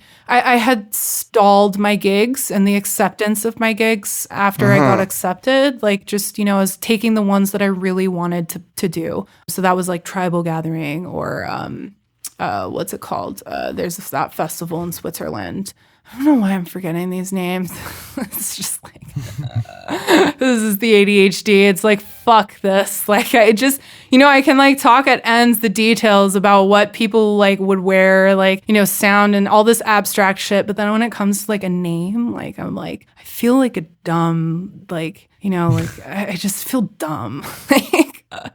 But so I'd basically just, I stayed like more in the forefront too of community work because it's always been important to me. Like anywhere that I'm at, I can always improve things. I can always make things better. I can always succeed. Yeah. And that's the mindset through any type of adversity I've faced is I don't care what it says. This experience that I'm having right now or the difficulty is temporary. And it's going to be even more temporary and shorter if I do something. That's a great mindset. And see what is within my power to do. So I created, it's a mindset mindset that I think, has to prevail. It doesn't matter who you are, what's going on in your life, where you come from. Because I even come from a background where my parents, we lost everything. Also around the time when I started my DJing career, like we lost everything in that recession. Like my parents would have been homeless on the street if it weren't for my aunt. So they had to uproot everything and move to San Diego at that time. So, even for me, like, I could have said, I came from like a quote unquote privileged background, but nothing was really paid for me. I still, was with this mindset of like, I can fucking do anything. And I know that I can because I see the value in my self-worth. And the who and the I am is clear. It became more apparent as I did the deep work, invested in myself more, that I really can do anything I want. And then through, developing the, I guess, volunteer work, I'd say, or the work that I was doing for free for, even for Size Sisters, the networking, the people that I was, making connections with. Talk to us about some of the volunteer work that you did in audio and music. I released a lot of singles. I did a lot of gigs for charity and stuff too. Like I played in a festival in Spain for charity. Like I would donate my fees to, different causes. I did that for Tribal Gathering. Like I donated my fee of like $1,000 to Geo Paradise, which helps like different tribal communities. Like I did that with Keys of Starlight. 80% of those proceeds went to helping Indigenous communities on reservations, especially in Australia, Canada, and the US. So Amazing. Wow. I didn't collect much money. Like most of the stuff was really just to invest in uplifting other people too, because that's where I'm going, and it only made sense that I did it at Concordia because I saw when I came into that there was an immediate struggle with professors. There was an immediate struggle with gender identity and students getting recognized and feeling seen. And at some point, it's like you kind of have to find a middle ground. I'm all about finding a middle ground and a middle point. Doesn't matter what you believe in. There's always a middle ground to be met somewhere. And you don't have to sacrifice your beliefs to be able to meet somebody halfway. You don't need to give up who you are to be able to meet somebody halfway and listen to them. So I ended up seeing, okay, well, there's a need for rock camp for girls because, Eldad had, told me like, okay, well, they're looking for interns. Usually I send them over there. But I was like, I looked at their situation and I was like, they don't have a venue. Like the access that they have to band materials and guitars and drums and all of that stuff are very like low income. And I'm like, how can I bridge this and have this kind of be met in the middle because they have needs. And Concordia has been, was struggling with gender variations, like 3 girls in like one class of 30 guys, so it's like, it's like an obvious That was something that I saw very early on in the program, and I was like, how are we here? We need way more of a diverse student life in terms of the people that we talk to, we collaborate with in the classroom, and it's a serious issue. And I don't know, since graduating, if it's been improved upon. I know it's been voiced a lot, and I know that the people have heard it. There was a little bit of improvement. Like, we need to do more than just that. So I don't know. And I mean, because this is the thing too, is I'm like, I also already experienced I'd call it social latency. Like, I guess that's my autistic. I have some Aspie definitions of things, that are more I'd say it's like social latency with activism. Like, I don't want to call myself an activist, even though I've always been involved in world projects, and world things in different countries, whatever it is that I was involved in at the time. I don't really support necessarily activism because of the social latency that happens, because people have identified first and foremost with the cause, and then they've attached themselves onto it. So who they are and their identity becomes that, instead of them being who they are and accessing their resources and their potential through this medium as an opportunity to exemplify that. And I find, most often that when there's community projects or things that happen, nobody shows up. People just drop off the ball. They don't commit the full way, and most of that comes from a lot of social activism, and all the different types of experiences that I've had with it. I've always mostly been the one that's followed through with the projects. A lot of the time I've been alone doing them. And most of the time too, is I just see the trust that people have with the project or with their own tenacity to get it done or to follow through. Is it's easier to just speak on stuff and be an activist than it is to actually act on your activism. And that's why activism to me is just the study study of like acting. It's like there's that ism, the study of something. Like, and when you put activism, like it's in that phrase for me, when I break the word down, is I'm just like, well, it's not really doing anything practical. You're just looking at the situation and you're announcing things and you're active within that issue, but it doesn't necessarily mean you're getting shit done. And so I find that, over the last decade too, it's always been an issue because people have commitment issues. People don't know who they are, or they're lost, or like there's so many reasons, like therapy or deal with mental health issues or whatever it is. But there's always been an issue with me finding people to follow through with projects with me, so I've always been the one to just kind of take things on and just do it because I see that the needs still need to be met. And with that, I would say I just bulldozed through Concordia. I just bulldozed through this program with like, this needs to change and I can show you how to do it if you listen to me. And, like I'd say like they were like kind of welcoming in the beginning, but then when I went through to, I went through the whole process to out he who shall not be named. I'm just like, should I name him? No. But you probably know who I'm talking about. I ended up, winning that case. I brought it all the way to the Board of Fine Arts, just to be like, look, I have like 20 testimonials, things that I've compiled and written myself about this professor. And this is the need that we're seeing. And I'm like, I get that, people have X, Y, and Z beliefs, but this is where the middle ground has to be set. And this is where people need to feel heard, is when you at least come in halfway. Don't stay in your zone and just expect everybody to come into your zone and play by your rules, because it doesn't exist when you have a middle ground. You have to compromise. And I don't think compromises are always a bad thing, which is what I, was doing with Rock Camp for Girls. And I wanted to bring in representation for the youth. I had worked with the youth for a very long time, not just being a nanny, but one of my first jobs when I was like 16, I was a florist. Like I worked at a floral place doing like flower arrangements. And then I was like working with my church organization that was taking in kids who were kicked out of from other daycare programs,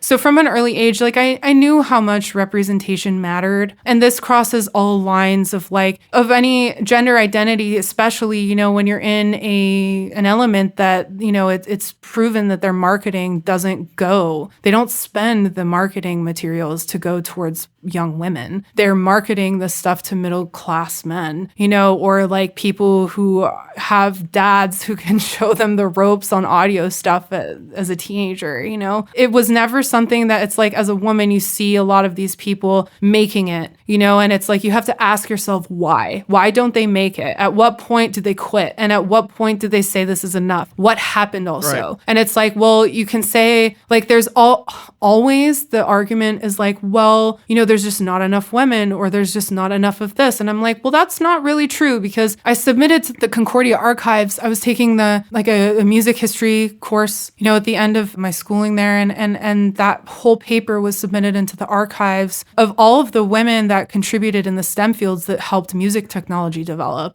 I have like 20 pages of women and histories of them and what they dealt with too, and of course, if women are experiencing that, well, then of course, non-binary or trans people are experiencing that as well. And of course, other people could find difficulties getting into it because, my boyfriend is Black.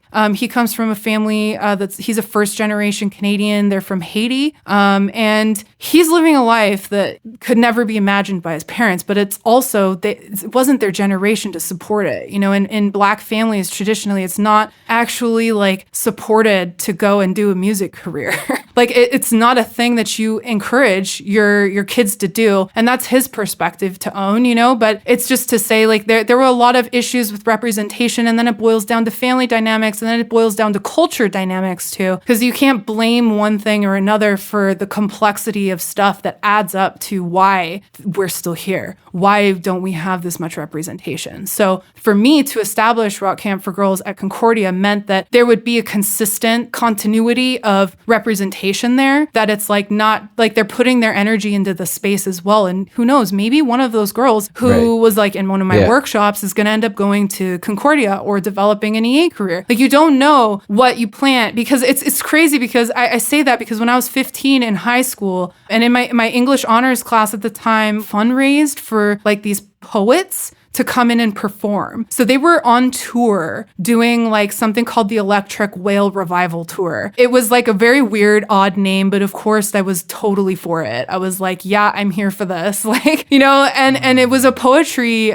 basically my first poetry slam. And Derek Brown, when I was 15, that's when I first saw him, and I fell in love with his poetry. He's the owner of Right Bloody Publishing. Okay. Tell us about poetry immersing itself in your art creation. So I ended up now, like 15 years later, being influenced by him when I was a teenager and seeing like opportunities of representation. I'm like doing sound design work for him, you know, videos on the side and stuff. You know, it's like that's wild to me that it can connect 15 years later. So you never know who you can influence and like who you can actually invest in, basically. And for me, I saw it not just as an investment for myself or for clout, but like, you know, really that Concordia needed something to come in every single year and be represented. And they didn't have the means. It's like, for me, like you can't blame an oil company for not producing free energy. It's not what they do. You know, like you can't blame an oil company for not investing back into like solar. Like it's stupid to like think that, well, they're a company doing what they know best. Why don't you build another company that can compete with that? And then eventually the market will change based on the individual's contribution and competition, you know, in the market. And I find like that creates more of a healthy dynamic than just like forced, you know, applications or most affirmative actions. You know, like I find like you lose out on some things because often people get displaced or they get put into a program that might not actually represent them. So there are challenges there that have to be talked about. And I found like the best way to mediate the ground was, you know, with RCFG and, you know, being able to bring it. So they've been able to continue the you know, the performances, the internships since I've left. Like I know that there were 2 other girls that ended up having internships, and they were life-changing internships because it's the first time for some women in the program to be trusted with the large amount of event organization, you know, audio setup, being able to be trusted to manage all of the microphones, all of the music stuff, all of the drum sets, all of the gear that you need, all of the things that you have to basically go in and curtail yourself. So basically, it was just really an amazing project for me to take on, you know, and I was also involved a lot behind the scenes, even when it wasn't my internship, even when it wasn't, you know, I was just there making sure things were rolling effectively. And it's just really a nice thing to reflect on because I know that it did affect a lot of people in a very positive way. And now Concordia has been able to put on their website that they have this going, you know, and they've been able to put some representation there. So I'm hoping that, you know, through the EA applicants and stuff and the people who are applying, they see themselves represented in just that. Even if it's with the youth, they're a non-binary or trans person and they say, okay, well, they've actually done work with RCFG, so they are an inclusive program. So that means that it takes the edge off of the anxiety to apply because a lot of the people and a lot of women that I've spoken to over the years, it's the anxiety of like, you have to question yourself and already prove yourself when it's like you don't know, you don't even have the tools to prove yourself yet. You know, you have to prove yourself before, you know, other people just get the like okay to be accepted or like to have, you know, in their it's what's an it called, unfair their program bias. or whatever. It's just it's a pretty so I mean RCFG was really successful in that light, and I'm very proud that Concordia, they actually allocated money from their budget. I had talked to Mark Corwin, I think like 2 years ago or something, that they had applied for money for RCFG to continue so they could actually pay people, they could actually, you know, hire the right amount of coordinators to deal with that, you know, on their end. So that was like a really good give back to an organization that really needed it, and they needed the place to perform, they needed the accessibility to gear, they had private rooms for lessons, like it's also wheelchair accessible, so for people with disabilities or issues with stairs, like they have the ability to take an elevator. I mean, it seems so small, but for me, I was like, that's a huge problem already. If we're going to be inclusive and like act about, you know, having everybody, we have to also talk about that, you know, there are people that can't access their venues at Rock Camp because it's at a school that, you know, hasn't been renovated in like 40 years. So they don't have elevators and they're just, you know, reluctant to stairs. So so essentially, like I kind of, you know, got into that, and you know, I'd say like it was just like a cool way for me to give back, and have that under my belt. And that was like one of the awards that I won from this. It was just like a nice application, like just doing community work in your degree and stuff. So that was the Elspeth McConnell Award. Yeah. So, I mean, and it led me to a lot of things, in terms of representation, and I'd say that that's the bigger problem is that people, especially women, it took a lot of really strong women to make it, like for Imogen Heap even, or for, other women, like to just, even trans women, take Wendy Carlos, for example. It's a famous example of like strong people to make it and make a name for themselves, to have the representation be out there. So hopefully my trailblazing ends, some of the anxiety struggles for people. Yeah, absolutely. Yeah. Really, really inspirational stuff. I just want to I know we're in an interview and it's like I'm supposed to say questions, but I just want to say 2 words to you, and I honestly want to just say thank you. I think I don't know if you've been told that. You know what I mean? Because what you've done is such a strong stepping stone in a staircase towards the direction that we all need to look towards and work towards as like a community of people who are in this, like in EA or outside of EA, you know what I mean? Just like in audio and music and in honestly, general. Kayla, And I you're appreciate the most that. inspirational person just thank I've you. ever met. You have done Of course, so much. Kayla. You have, absolutely. Oh, thank you. I have have, some hard an days, actual so tear right now. it definitely makes. Yeah. I have like what I call chest tears. Like sometimes I can't cry on the spot, or they just flood out of my eyes. It's one or the other, but like I get chest tears when I can't like cry out of my eyes. That's my other ASPE definition. It's like chest tears. Yeah. But yeah, I really appreciate that. It's like I can say I've been recognized by my peers in the traditional sense that I've been hired for Nuit Blanche projects. I've been taken on to Write Bloody Publishing, to make poetry videos for their new authors, or now that led to working with a very well-known poet, and I have a whole year contract with her. And it's just all these associations come to a point where I have really bad days sometimes, and especially as an artist, it's you're always in this state of permanent reflection sometimes, am I doing enough? Am I even worth it? Am I syndrome. Actually good? Is the shit that I'm doing bullshit? And then all the kind of work that you have put in, it's mad imposter syndrome, and it's just even with all the stuff that I've done, it's sometimes it just you're in the present moment and you're looking forward to your future in 10 years and you're this stuff is done. Well, what do I do now? And the mind is kind of busy trying to. Of course. So how do you stay motivated so with all these different projects that you run and that you take on? Discipline.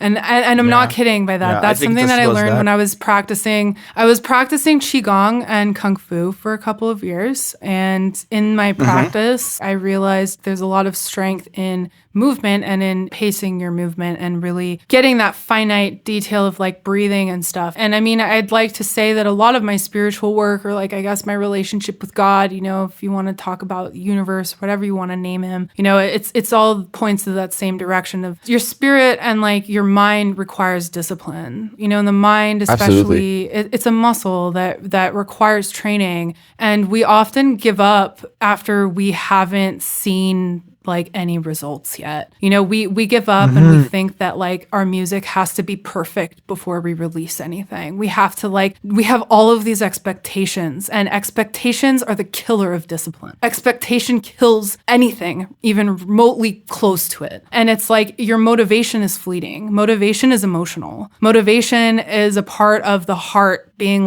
yes, take me there. I want to go. I want to experience. I want to do all of this stuff. And I need to get there right now because I'm feeling all of it right now. And you're feeling all of what you want to be, but people forget that who you want to be, you already are. And if you're looking at the scope of time, which is a construct that we created to basically, sympathize with our reality, because it's just time is this very complex subject that we have a hard time understanding, in general, it's just a very how do you even really grasp the concept of time outside of a 24-hour period, and when you're required to look in the long term, that requires the focus, that requires the tenacity, the resilience, because you have to show up when you don't feel like it. When your world is falling apart, what is it that you can do in the day to keep going. Like if it's just working for an hour on the mix, or if it's just writing ideas down and fleshing out some stuff while you're like watching shit garbage TV. And it can literally look like anything, just as long as you in your brain,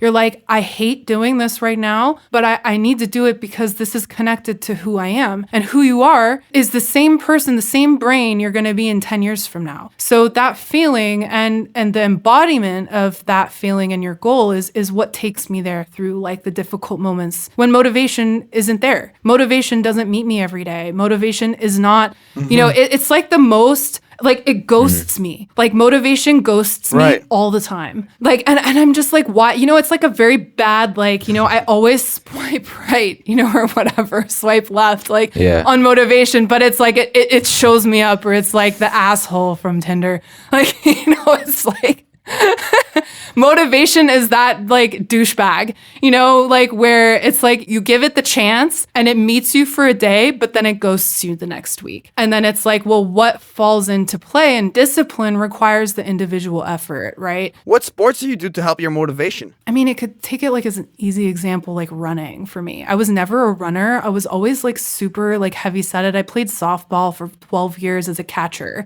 or a shortstop, but mostly catcher. So I never liked to run. I wasn't fast. But then, like about 2 years ago, I was like, well, I'm going to start walking home from work every day, because walking is like a very, like, I'd say like, it's not a praised form of cardio. It's very underrated and undervalued, but I started that way. So I started with making goals for myself that I could meet every day, because Short then your goals. brain automatically, when you're disciplined and hard on yourself, obtainable goals, so and even in my grant work, and even when I'm like having hard days now, I'm like, well, what can I do in the day right now to still meet a goal of like 15 minutes of working on something? It's like this 1% rule. Just put in 1% when you absolutely can't. And when I'm running, when my brain's like, I fucking hate this, fuck, and it's like cursing, like the whole time I'm out there, but I'm like, I'm sweating and I'm pushing myself and I'm like, shut the fuck up. My body needs this and I'm going to feel better afterwards. And I always do, even if I'm fighting myself through it. But it's like your brain, if you stop, your brain doesn't have the chance to expand, because you expand through the moments of that 1%, right? That little point of growth, whether it's in your professional work, sound design stuff, anything you don't even remotely understand, you can still develop a whole mastery of that practice. If you just do that 1% push for your mind to say, okay, I'm going to commit even just to this day. Even sometimes I kick my ass and I'm so late and I procrastinate up until 9 fucking p.m. to do a workout, or like, to fucking send an email, like it's like I struggle with that ADHD stuff every day. And I'm like, sometimes I procrastinate up until fucking midnight, but I still do it. And I'm like, I still kick my ass. And I'm like, you get this little moment to procrastinate, brain, but I'm going to fucking do it. And I'm going to do it. And every single time you choose that, it's easier afterwards, and it becomes easier to make those decisions, because you see the long-term results. You see that things are possible. If like I just gave up on my mirror collection and like the other projects that I'm working on right now and the networking and stuff, like I'm actually connecting into McGill University at their Kermit lab, which is the Center for Interdisciplinary Music Media Technology.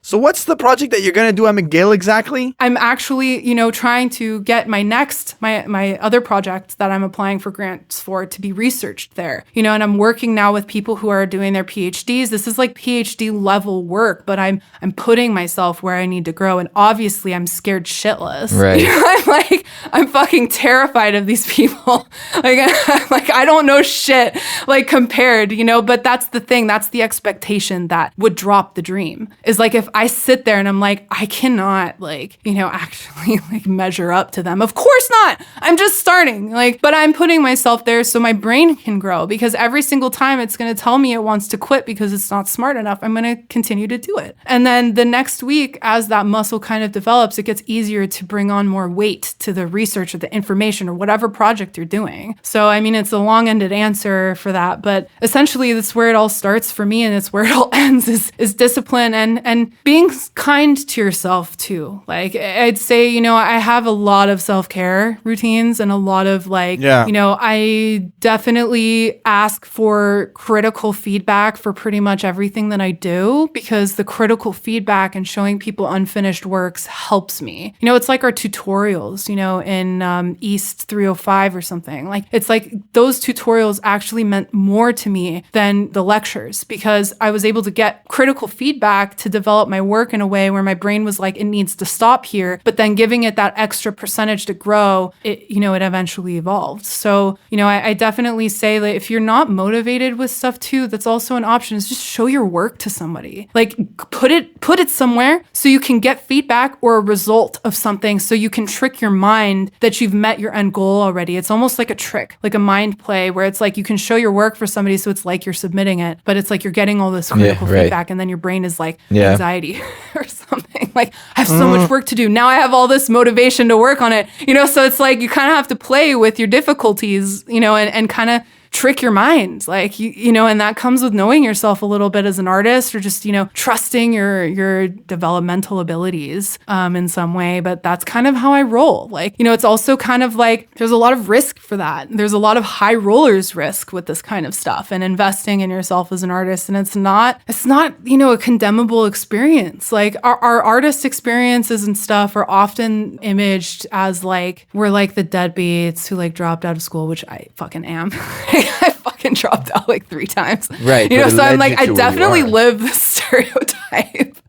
But there's a huge but there, but it led me there, but I'm like, we don't get, appreciated for where we end up. We only get looked at for the struggle and like all of that stuff, which is the emotional inspiration and whatever that motivates people initially. But, what I have to say too, in involving yourself as an artist and just being motivated to do all of these things, it's like, it comes down to passion should be the fuel, not the objective. And most people think motivation and passion is the objective to why they do things, but it's not what makes you wake up every morning. The big why is actually much deeper than that. Passion is just the fire. It's just the light that kind of shows you the way a little bit. It helps you guide you through difficult moments, but sometimes passion also isn't there. You're kind of like, I get that. Like, I have hyperfixations with autism. Like I'm fucking obsessed with something for a year and then it like falls off the face of the earth like it never existed. Right. So some projects I really have to fight tooth and nail to be like, you're finishing this. You're finishing this. You are finishing this. Actually, like, and I know that you're pretty open about hardcore this. Self-talk. So I just want to talk about it. I want to talk about how being on the spectrum has shaped your work. Like what habits or approaches take part in your artistic processes as a neurodivergent person that you now realize differ from a neurotypical artist? Definitely. I'd say like my use with complexity. And when I say complexity, this means like taking and finding literally whatever I can to make something out of it. And a lot of artists, especially in the sound design world, they're like, and now with sample packs and like all of this shit, like you're able to buy packs of sounds. Right. You can download like people typing on a keyboard instead of doing it yourself, and there's like that whole fight of like, if you're going to produce your stuff, everything needs to be auto-generated and whatever. But it's like, the same parallel that I have with my mirror collections and hyperfixations and obsessions with that. Like not many normal people would go through the garbage to just break glass. Like not many people would just go through that to just shatter stuff, and then have the vision of what it can be greater than that. Not everybody has the, will to want to fucking wash every broken piece or take a whole sound bank of stuff and then use that for an entirely new project. Meaning like I even in my music, and that was often a fight with like live sets and performances and shit. And like, how much sound did you make on your own? Like, is it just the bass line? Or like, did you like, is it a sample pack? Is that atmosphere like a VST, or like, did you use analog? And it's like, it always has to be like the certain way. And it's like, so for me, I'm like, well, I definitely. The voice?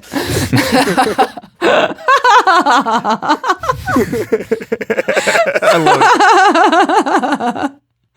Oh my fucking God. Oh my God. Yeah. It's like, oh my God. That's like 8 people out there.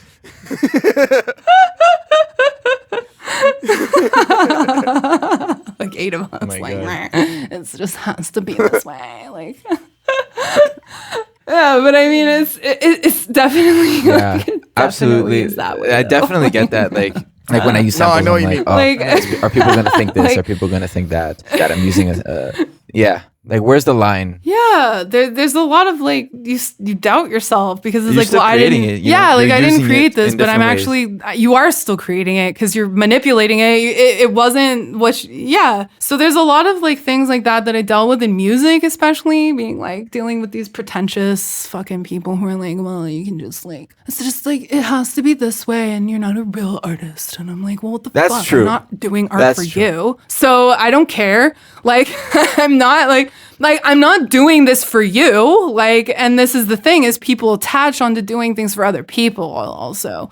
So it's Right. like I find like a lot of what my reality is even with the music that I released, it was different than the other progressive trance that I was DJing. Like the music that I was producing was far different, more complex, and you know there were really only just one or two labels that represented that complexity. And I mean, like I'm talking about a lot of sounds condensed into like one moment or a frame of like 10 seconds or something like that. And I think too that's what pulled through and shined through my application to get my fucking acceptance into EA. Was like my obsession with like complex sounds and squashing things like together. And I find like just things that I really like to get into, a lot of like quote unquote normal people or like neurotypical people, I'd say they're not like looking at or peering into. So a lot of the autistic reality is actually being sought after right now. I'm actually working with a recruitment agency that like helps autistic people find work. So I'm like actually asking like for them to, maybe I can get hired at like Ubisoft or like, in EA games. I know that like Square Enix has a lot of offices here. So I'm like, I'm networking my way to get into some kind of a part-time job situation where I'm making and producing sound for gaming. I mean, it's what our degree also allows us to do with the point source audio and working in multi-channel is like you need that. You absolutely need this to create the sound spectrum that is in games. So it's like I'm looking at that as an option for me to do on the side, just to have income as I'm growing my other projects and working on my grant projects. But like I'd say like it's definitely like the way that we do things. I'd say it's also the way that I'm like I also struggle with things comes out in my works. Like my struggle with polarity and like my struggles with just like understanding the world around me. Like most of my quests have been around trying to understand the world. So it's like most of my creations and most of my art is just me trying to understand and me trying to put a push for like my brain to have some kind of reality or consensus around like what I'm doing, and finding my place in the world, because most often our struggle as autistic people, neurodivergent people, we have that hard time with social connection, but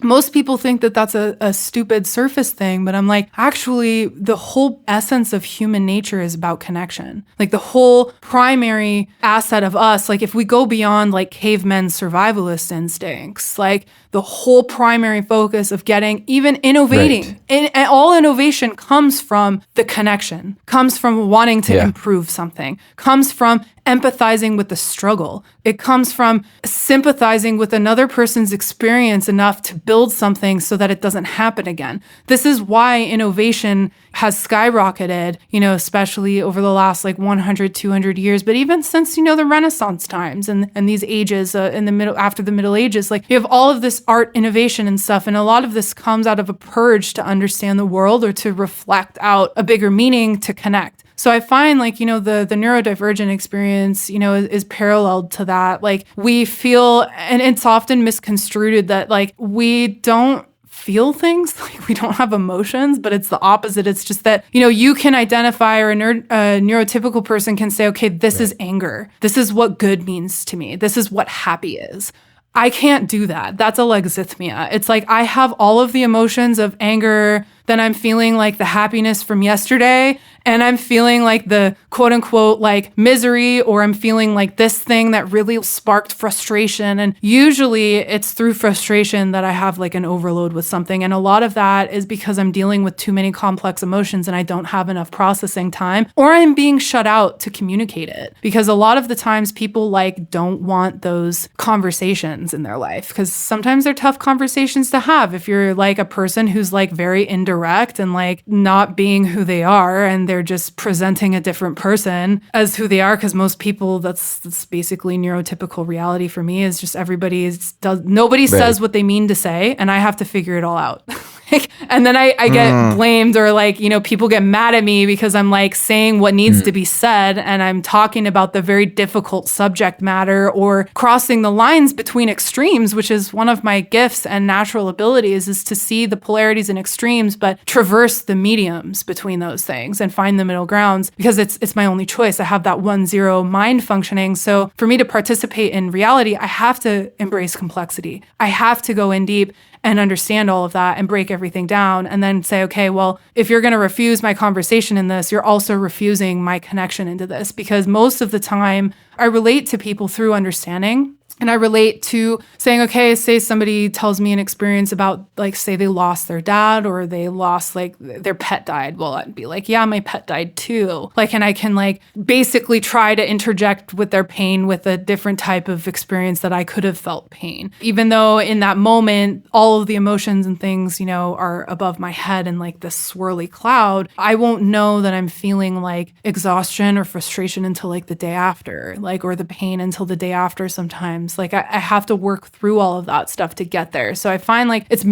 kind of mirrored through a lot of like how I use different art mediums. Like I'm putting oil pastels onto glass. Like I'm like doing things that like normal people wouldn't do. Like with one of my mirrors, I have, modeling clay shaped into an eye. I have like tempered glass coming. Like I've individually glued like pieces of broken tempered glass to create this like crystalline like structure on top of the mirror with a link to it inside of a fucking eye, that I'm like making modeling clay around to form the eye. And then I'm using a heat gun to melt crayons and oil pastels onto a mirror. That's like, it's not supposed to be used that way, like, so I'm often using things that are outside of the box. I like creating new ideas. And even if something is like, it's one of my difficulties with my brain and being hired pretty much anywhere, is that it's like once I can't know when the job is like officially done, like, because there's always things that I'm thinking about. My brain never stops running of like opportunities, options, things that could be done. Like maybe this reality could work. Maybe this thing could work. Maybe this thing could work. Or like putting in different applications for like,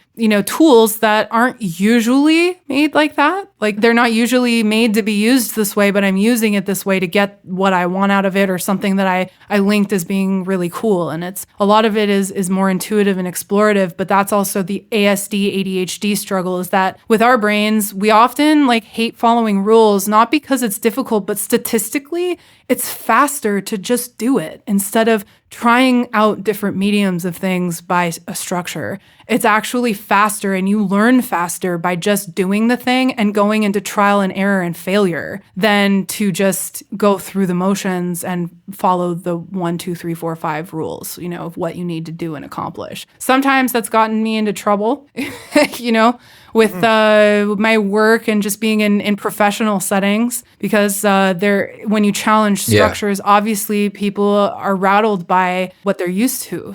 How has that impacted your professional work? I've actually found it more difficult to be in structures that are immovable than it is for me to, just create stuff on a whim and, use whatever I can, essentially. So, yeah.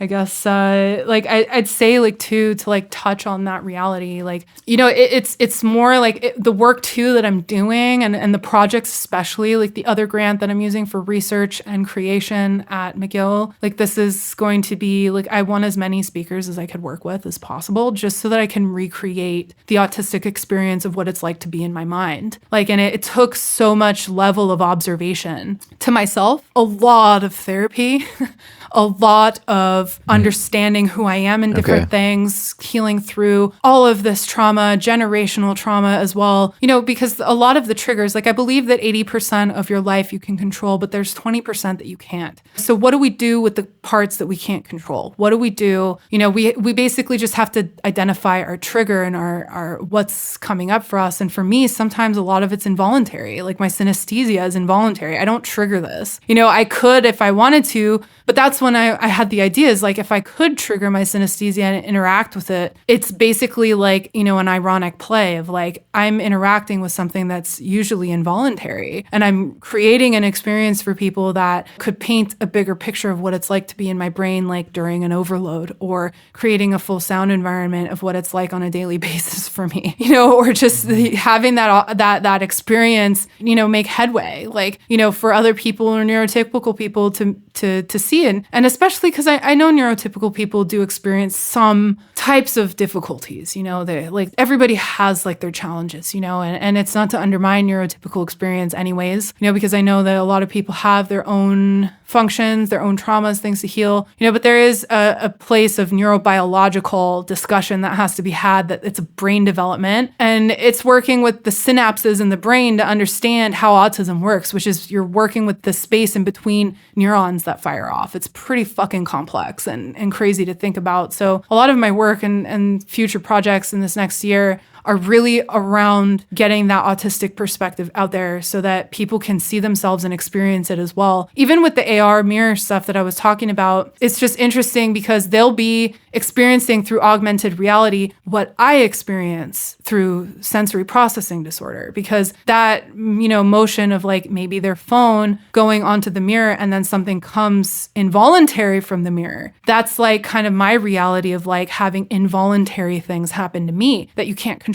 They can't control that action that's coming out of the mirror or the pieces falling off or things like this, you know, like it's just to show and challenge that 20% that we can't control also. So I'm trying to, you know, very systematically and like trying to weave together all of these deep, complex meanings into the autistic experience as well, because, you know, we're often just seen as these like smart people who like do things. And then, you know, I don't know, it's just like the dude who's smart at math or something, or like the doctor that never trained to be a doctor, but like knows how to do surgeries or some shit. Like it's always this representation in the media. So I'm like, maybe I can also bridge this into a reality for people to experience and come to know. And then hopefully that makes more ripples and waves into how other autistic people can see themselves and what's possible, because I'm just trying, you know, I'm defying every odd that I can basically against myself and the world. Yeah, absolutely.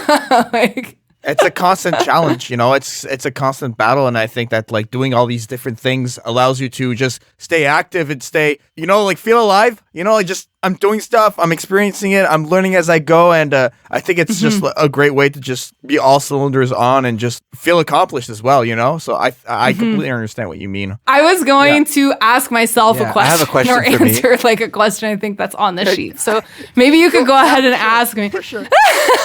You got a question for me? I have a question for me. Go right ahead.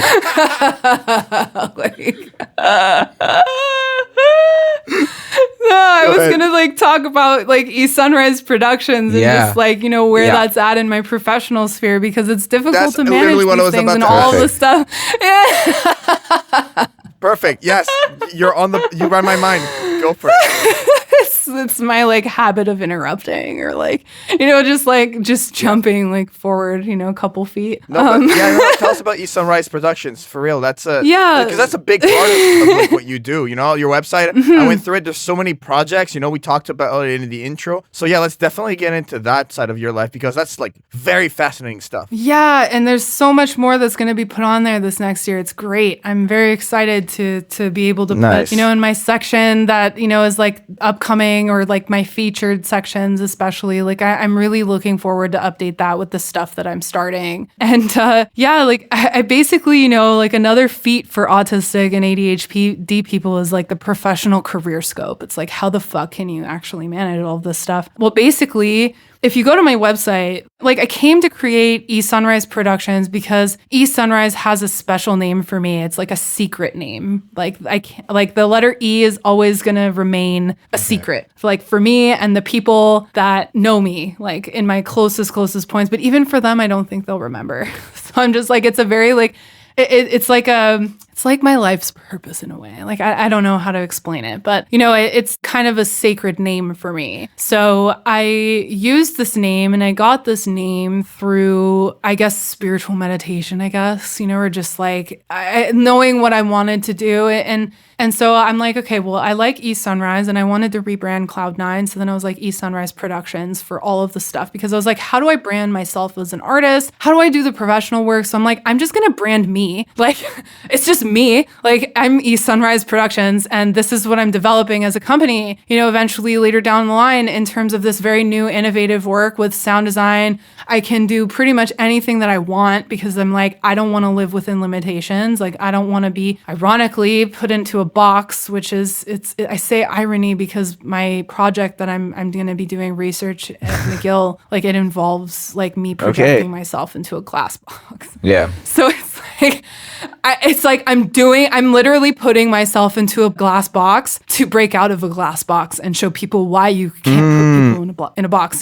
So I'm basically taking like my struggles and I'm turning them into art, into a very like, fashionable sense where I'm like, this is what I'm doing. But it doesn't stop there. So I'm like, who I am is also involved in projects. I love poetry. Like I have a whole manuscript of poetry that I've been editing and like, I've been working on like in a workshop, like just, having like a group once a month we get on Zoom and we write a poetry piece or we take like a piece of work that we need edited or feedback on and we all give each other really critical feedback. So I'm basically doing that every single month because I'm always putting some kind of a work up for people to talk about and really give me like the critical feedback, like the harsh stuff, like the deep nitpicky stuff is what I really want, And so I've been taking that, like my manuscript and stuff, editing it to shreds, throwing some stuff out. But I'm like, how do I involve all of this stuff into a career? How do I manage all of these things, that I'm rotating around, all the time in my life? And I'm like, well, that's where the production stuff comes in. So I'm like, if I just brand myself and if I just do what I'm capable of doing and I show all of my work and whatnot, like this is just, it's an unprecedented type of a career where I can just go everywhere that I need to go, but have my name be in the productions, and be credited as that. Like it's basically making that name brand for yourself, to keep your name and to make those new networking connections and stuff. So I'm now like, as I said, like I'm doing video editing. Like I love DaVinci software. Like it's freaking phenomenal. Like just the free version and what you can do. It's incredible. Yeah. Like it's amazing. I'm like, no wonder it's becoming like the new standard to edit in. Like, and I love the audio features too, because for me, what I can do in it is if I'm making a poetry video for somebody, I'm also crafting like a digital poetry book. Like I'm working with an artist. We're going to do like NFT, like poetry NFTs, like a digital poetry book, because it's just not being done. And I'm like, why the fuck not? Because poetry and a lot of this stuff is dying in terms of like being able to have gigs to go and speak your poetry and stuff. I'm like, why are you limited to just getting a publishing contract or something? I'm like, don't limit yourself there. Think 5-10 years ahead. This is where I want to be. This is where we need to go. And, I'm now partnering and collaborating with an amazing poet. She's got thousands and thousands of followers on Instagram, built herself up as an Insta poet, but now is changing like her poetry career a little bit. And so it's just a really nice intersection with both of our works. And I met her through this workshop that I did last year. And we've just been working together for like a year, developing ideas and projects in a relationship. And so under E.Sunrise Productions, I'm taking on that kind of work as well as like, I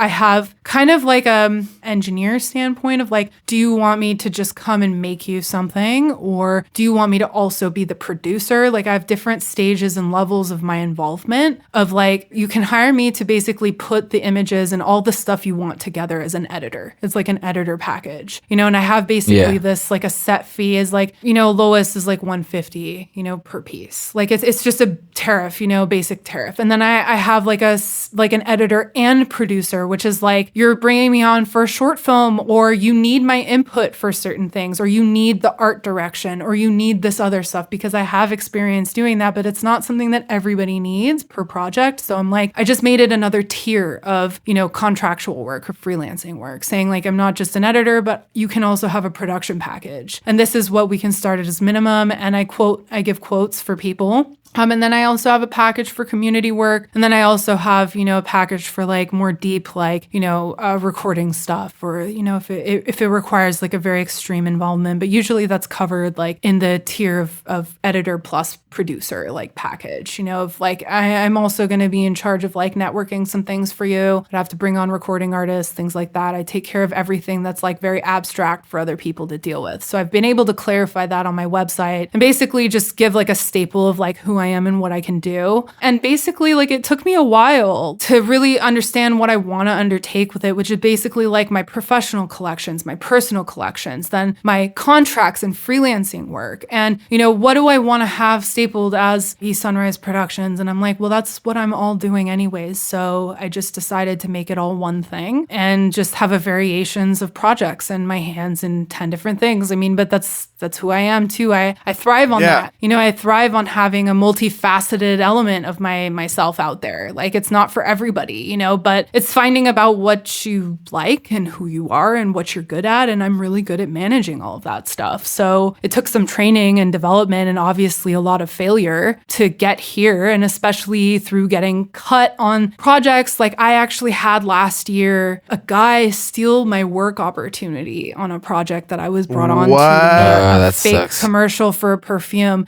And I was working with this guy. Yeah, and this is why it helped me clarify. Like, if you go into my website, I have like my CV that's downloadable, but I also have, under my fees and stuff, like my freelancing services, like you can request a quote. Basically, the way that I have it also helps my autistic brain. I've developed a questionnaire that you will have to go through and answer every question about your project, colors, sounds, textures, things like this. And they're kind of odd questions to ask about a project, but that's how I see sound and color. So it helps me actually pick footage. It actually helps me edit. It also helps me structure the whole thing. And basically how I got this working relationship with this poet is because she filled out her questionnaire and she, submitted a contract with me. And I basically just took the questionnaire and I nailed exactly what she wanted in one of the first videos, that I had given her as a draft, and that's where I want to be, is I want to be able to nail it in as much information as I can get from a person in their project and give them a draft that is exactly what they were looking for, essentially, with obviously room to edit and whatnot, and I did this too with Bright Bloody Publishing this year. I had him and the authors as well answer all of the questions in there, go through like what the goal,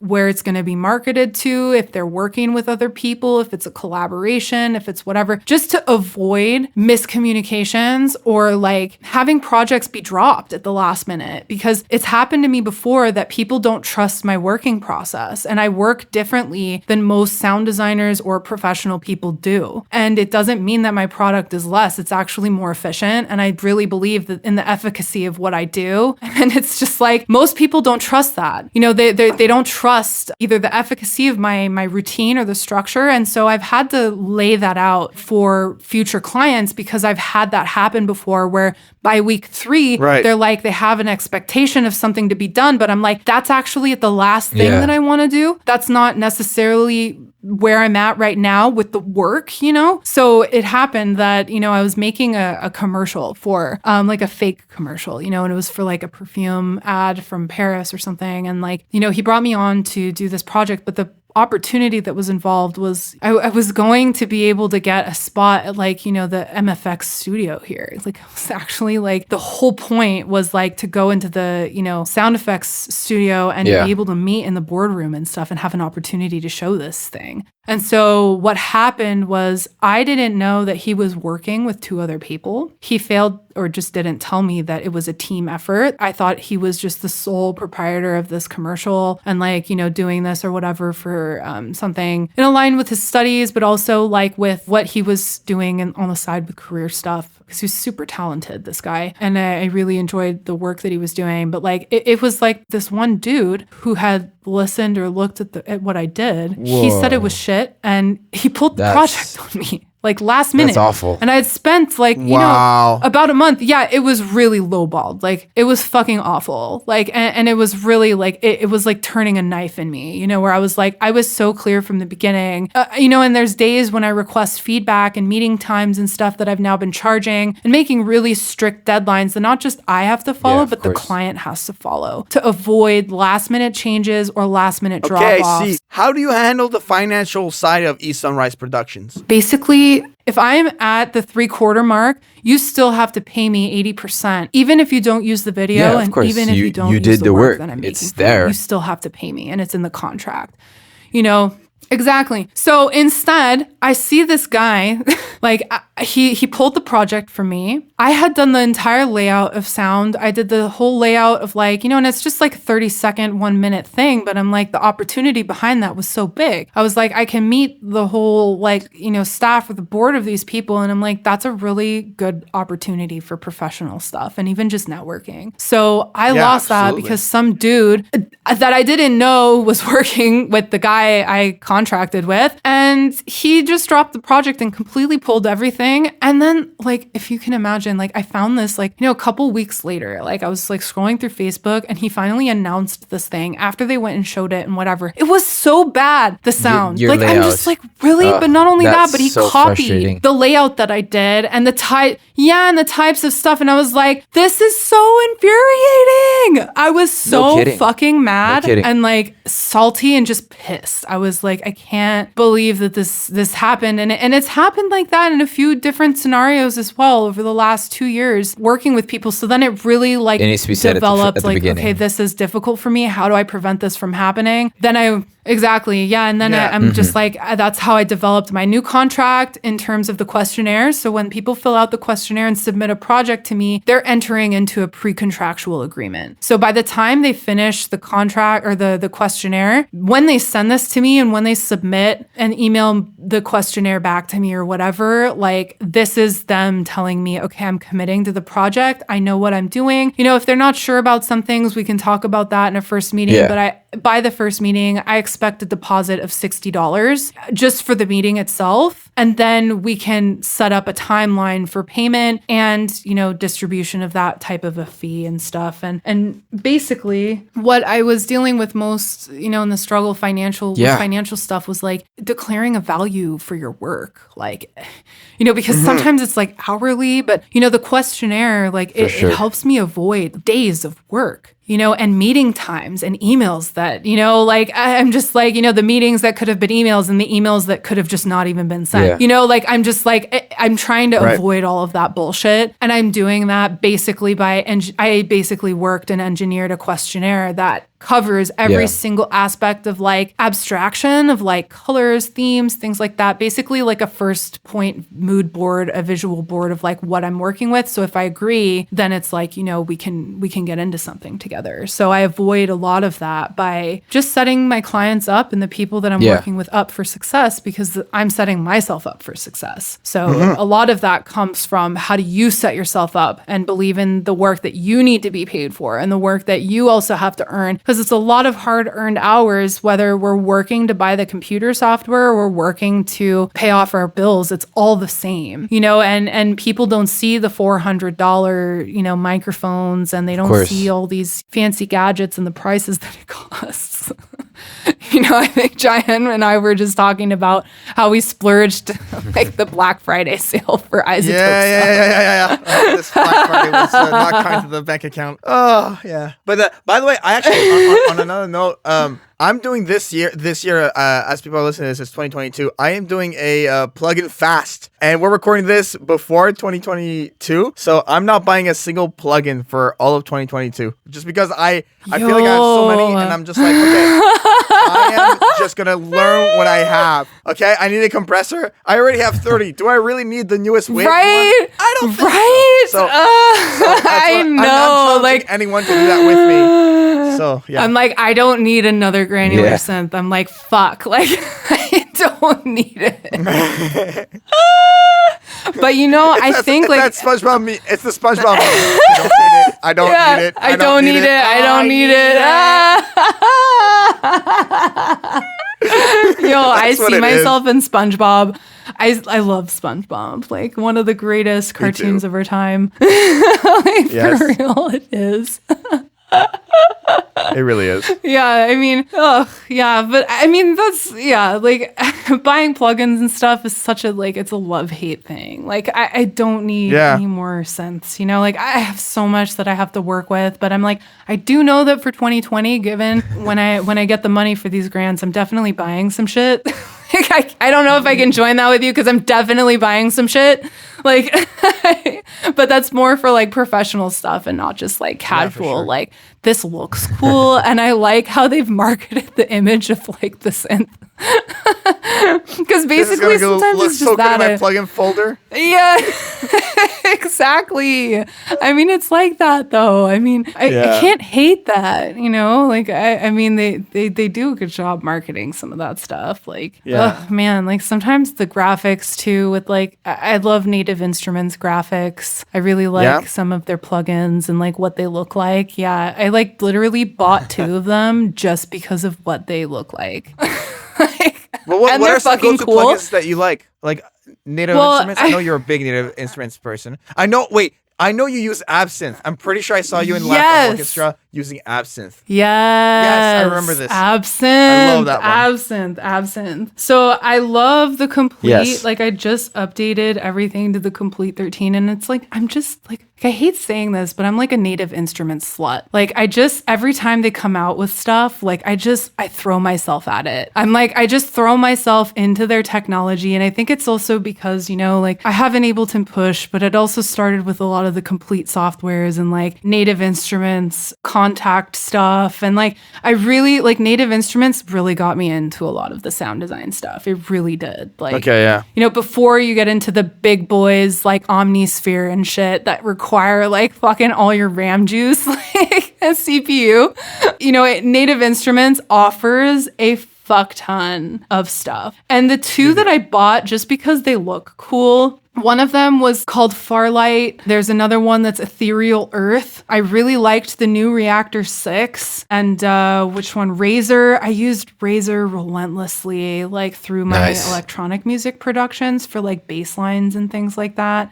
But Straylight and Farlight, they had the coolest fucking backgrounds. It's like you're walking through Blade Runner or something. You know, like it's like, it just looks like that. It's like a Dune movie, you know, like it's like a scene out of Dune. Yeah. Like, I basically splurged on that too. And I'm like, I don't have the money for this, but I'm going to buy it anyways because I really need it. And I love granular synth. And I also really like the capabilities that it uses for sound design and filmmaking too, because most times, you know, when you're looking at making an atmosphere or something, if you can make it with voice, the brain is attuned to recognizing voice in like all different types of facets. So you're more likely to create emotion when you're using human voice. You know, if you're using like a sample from a chorus, and then you're using that and putting that into, you know, plugging this into a granular synth and creating this crazy fucking atmosphere from it, you're way more likely to get an emotive response than just like a digital like thing from Absinthe, you know? So it's like, I find you know, I definitely go towards, you know, VSTs and like softwares and stuff that like, you know, can allow me to not just like drool over the image of what it looks like, you know, if it looking cool, but also because of the, you know, what it offers. And those 2 though, they definitely hold fast. Like I really love them. I bought them earlier this year for the update, and I'm obsessed. Like I'm fucking obsessed with these 2 softwares. Like it's just really, they're really great VSTs. But I mean, other than that, like I often just record shit at random. Like I have, you know, a Zoom mic, I have an H6, and I often just like, I've carried it around random places. It's again with the weird shit Kayla has in her backpack. Like the weird shit Kayla carries around, like, and just like, oh, that sounds cool. It is. take out this little mic. Yeah, it totally is. It totally is though. I mean, it's like, I just like all the weird shit that I have in my bag. It's like, that's one of them. It's just like recording relentlessly all sorts of different things and then just like fucking shit up with it. Like I just take it and I throw it into the fire, just like I throw myself into the fire, I guess, just like throw these sounds or these recordings. And I'm like, what can I do with this? Like I had a girl, she played violin, but like really cool violin, like the style of violin that she was playing was just different. So I wanted to record her, and then I made like some odd techno track out of it. And it's like, I just took some of these samples that I was creating, and then I just like used it for some random shit. Like it's just, I don't know, my brain just works like that. So sometimes it's not even like a program or a DAW or like, software. Would you often use your field recordings for your tracks? Oh, yeah, definitely. I did this. Actually, I mean, it's for the track Magic Island. So that track that I released as a single, this came from a festival that I played at in Norway. Okay. So I was actually invited to play at Midnight Sun Festival. I played in 2016 that year. I had been already once before doing like basic stage management and networking and stuff. It was a really great opportunity that I had in 2014 that year. So, and this festival took place in the Arctic Circle on the island of Vairoy. So you have the Faroe Islands up there. It's like either a 5-hour boat ride, which is what I took the first time. But then the second time I did the badass thing and I took a helicopter. Oh, really? Oh my God. I took a so cool. I took a helicopter in. It took me 20 minutes. I was like, I'm not sitting on a boat for 5 hours. I'm here to play. So I'm going to be bougie and get flown in. From Hell yeah. Norway. So I did. It was so cool. And it was an even better experience than the festival that took place 2 years prior in 2014, because they had it earlier on in the summer. So the sun kind of went below the surface of the water. Like it just dipped below the horizon line. So you had like a 2.5 hour sunset. And then it would just, the sun would just come back up and it's like 1 a.m. So this year that I went, it was magical because I really got to experience the full spectrum of the midnight sun and just see it like dip down, and it sits over the fucking ocean, like staring at you. And the color of the sun changes. Like you can kind of look at it and like eye gaze, with it. And then it just goes right back up. And then around 1 or like in the morning or something around 5, you can't even look at it anymore. Like the sun is so bright, but it didn't move and it didn't change. It's just the most amazing thing. So I actually made that track specifically because of the field recordings that I got there. That's amazing. And I was able to I took a lot of what I was able to record, like some sea eagles like I got. It was just wild. Like I was able to get some sea eagles like screeching or whatever they do. I'm doing their like sea eagle thing. That's so cool.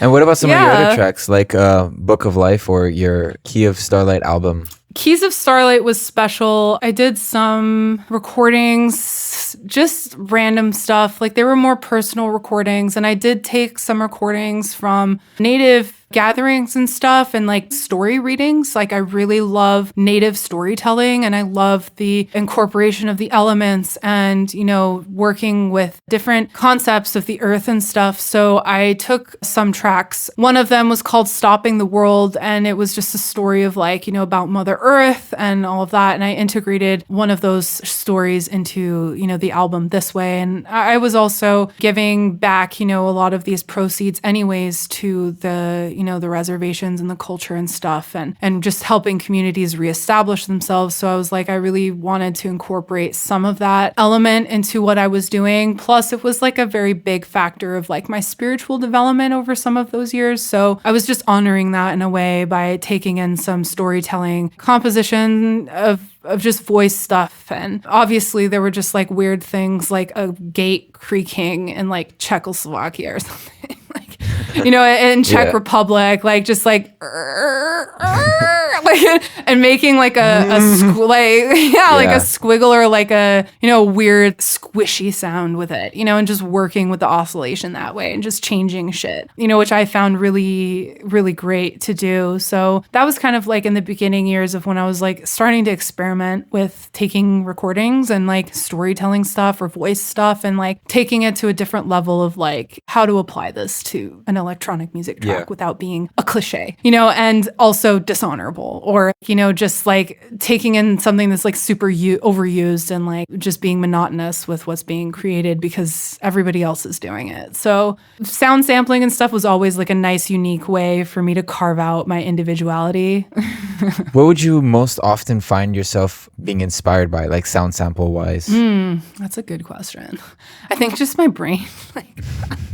Sometimes it's just really weird. I get like impulses to go record stuff. And then I'm like, sometimes I don't even know why I'm doing it. I just have an impulse to do it. And I guess it's good because, instead of being very impulsive ADHD, like spending $1,000 and like driving myself deeper into financial debt or something like that, I'm like, managing my impulses to go record weird shit. Right. Like even if it just sits into my sound bank and I cut it and, spending $1,000. It's hard though. I mean, I can convince myself in like so many different ways of why I need things, So it's definitely hard. I'd say like sound sample wise, I don't know. Like I had some friends who were like creating samples for stuff. I always loved like supporting artists who were doing that. Like there was a record label, I'm trying to remember the name, Enigmatic Records. There we go. Finally, like sometimes it just comes to me. But this record label, they were really well known, and they were the first ones to kind of start publishing a USB basically that you could buy from them and they'll ship out to you in like a nice little box. Okay. And so I was like, oh yeah, I definitely want to get that because it's like a whole realm of artists who were doing soundscaping. They were doing all different types of recordings. I fucking loved all of the work that they were doing. And they had some of my favorite artists that were also doing trance music, but they were also on that label doing like ambient stuff, soundscape stuff, and bought that. And then it kind of inspired me to do it myself too, because I was like, actually, yeah, like I could do this, and that's kind of where my sound design stuff, especially with Keys of Starlight too. There's more sound design, especially in that, than my first exploration with Rising Luminosity as an EP, because that was more like my push to just get stuff out there. And, I'd say like, my music still holds up till today, but, I'm always like that, like evil, like that old man inside that's like the Kevin Austin in me is like,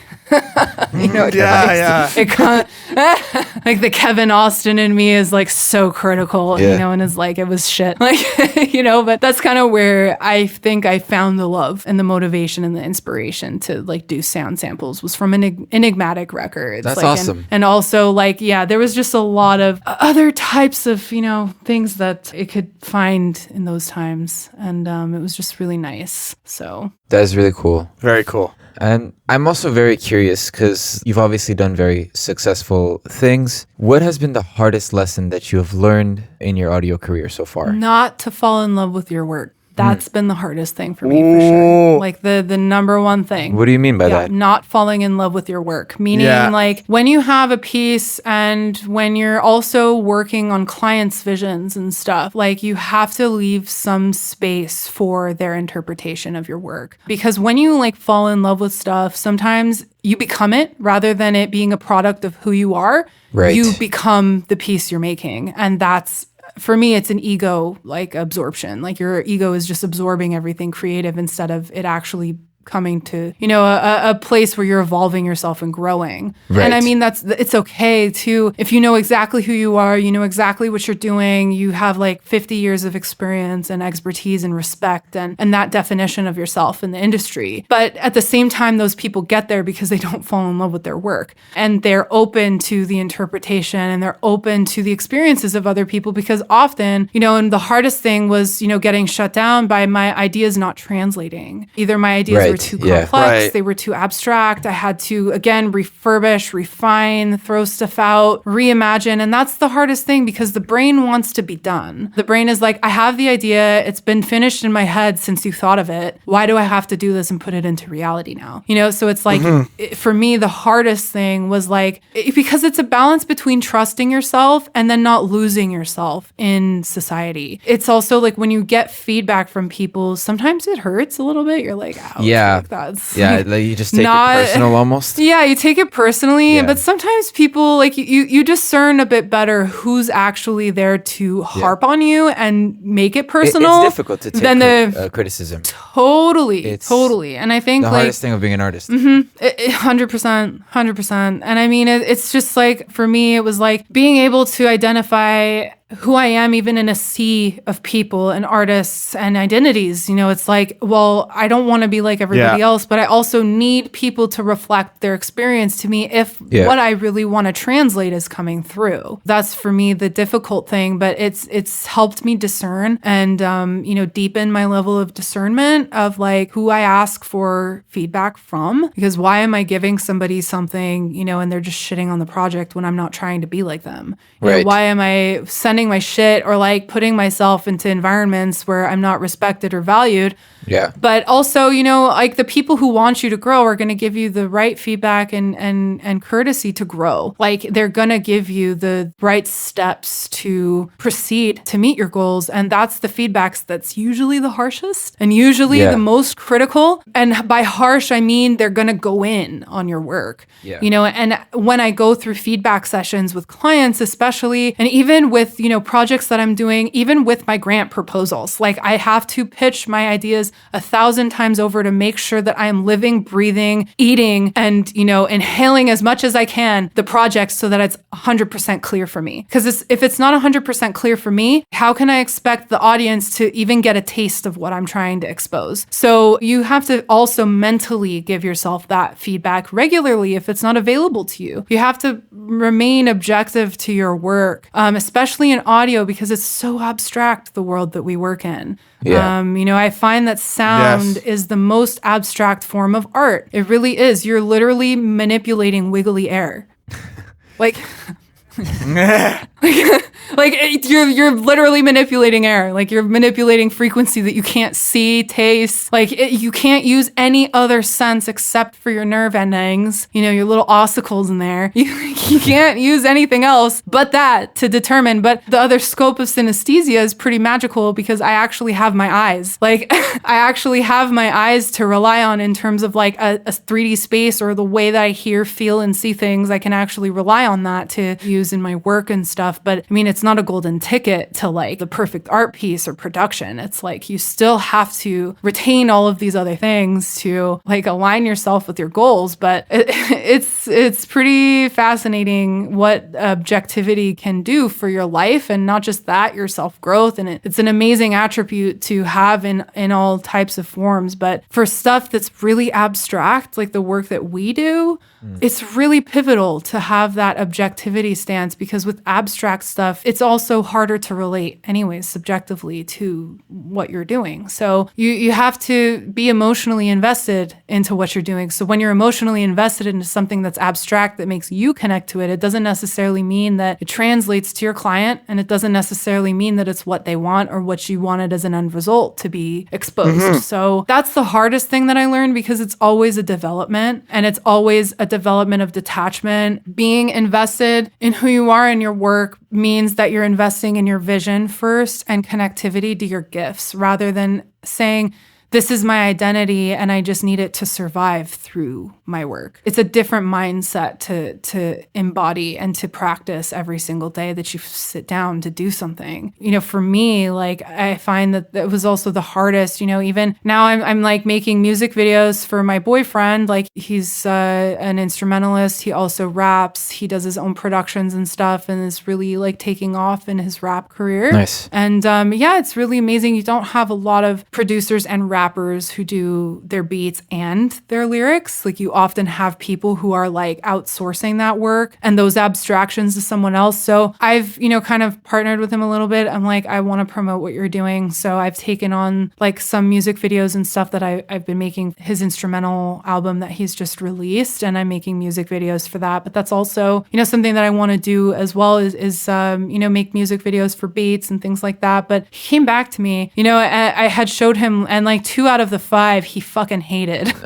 He was like, this is not what I want, and I hate this effect. I hate this like little circle thing that you put. Like, I don't want that. And I'm like, but but I need this to like represent the sound there. Like, you know, I'm like, your beats are not also, you know, like it's like that abstract connection that I'm just like, you know, he doesn't understand, but I'm just like, it's also just how I see sound. You know, I'm just like, it might not need to be represented and it might not need to be there to represent the video in its totality, you know? So it's like, I had to like take a lot of shit out and redo a bunch of shit. Even the color grades, you know, that I put on the film, he was like, I liked them before. I didn't like this. I don't like this grade. I don't like the colors. I'm like, just put it back. And I was like, fuck, it's going to look so basic, but that's what he wants, you know? So I'm just like, I have to be like, okay, accept the basic, you know, look and feel of the video.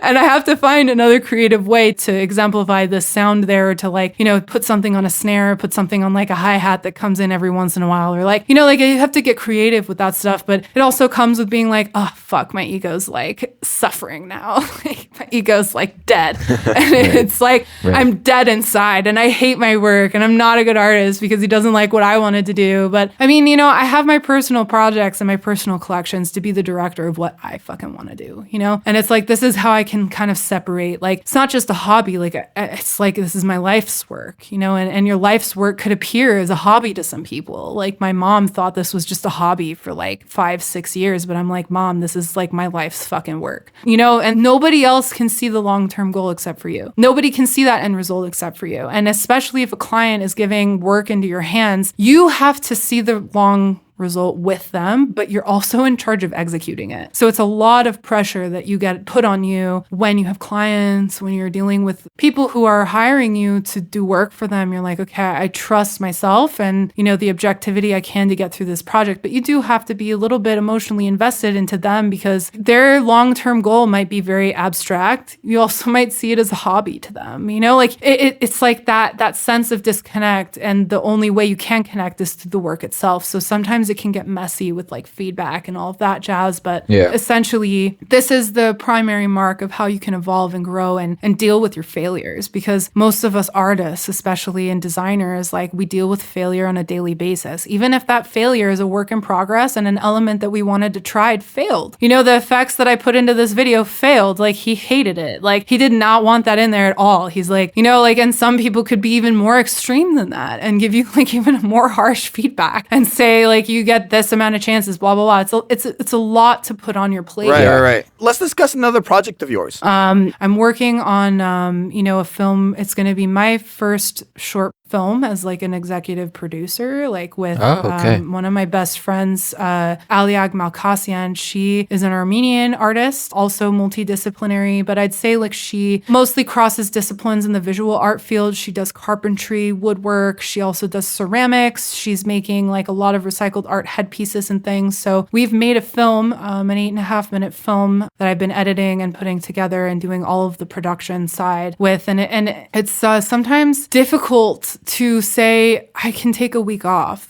to figure this out, you know, because it's like you think you're losing time, but actually that time gave me a good space and amount of perspective to say, actually, you're right. I kind of want to redo this scene and I'm going to actually place this here instead. And then I'm going to do the sound here. This is what I'm going to try. And then you get to a point where it's like, it might take a little bit more time, but the quality that you produce from it is more profound. And then the efficacy that you develop into making those decisions earlier on become faster. So instead of rushing through stuff just to have it done or to have content produced, you're actually learning 10 times faster. And then in a year, 2 years, 3 years from now, you're blazing through shit. You're like, okay, actually, I remember taking that week off and reflecting on this, and this thing, or taking that 3 weeks of space from the project taught me this, and this thing. So the next time you see the highlights come in, like you're like, oh, I can foresee this happening, and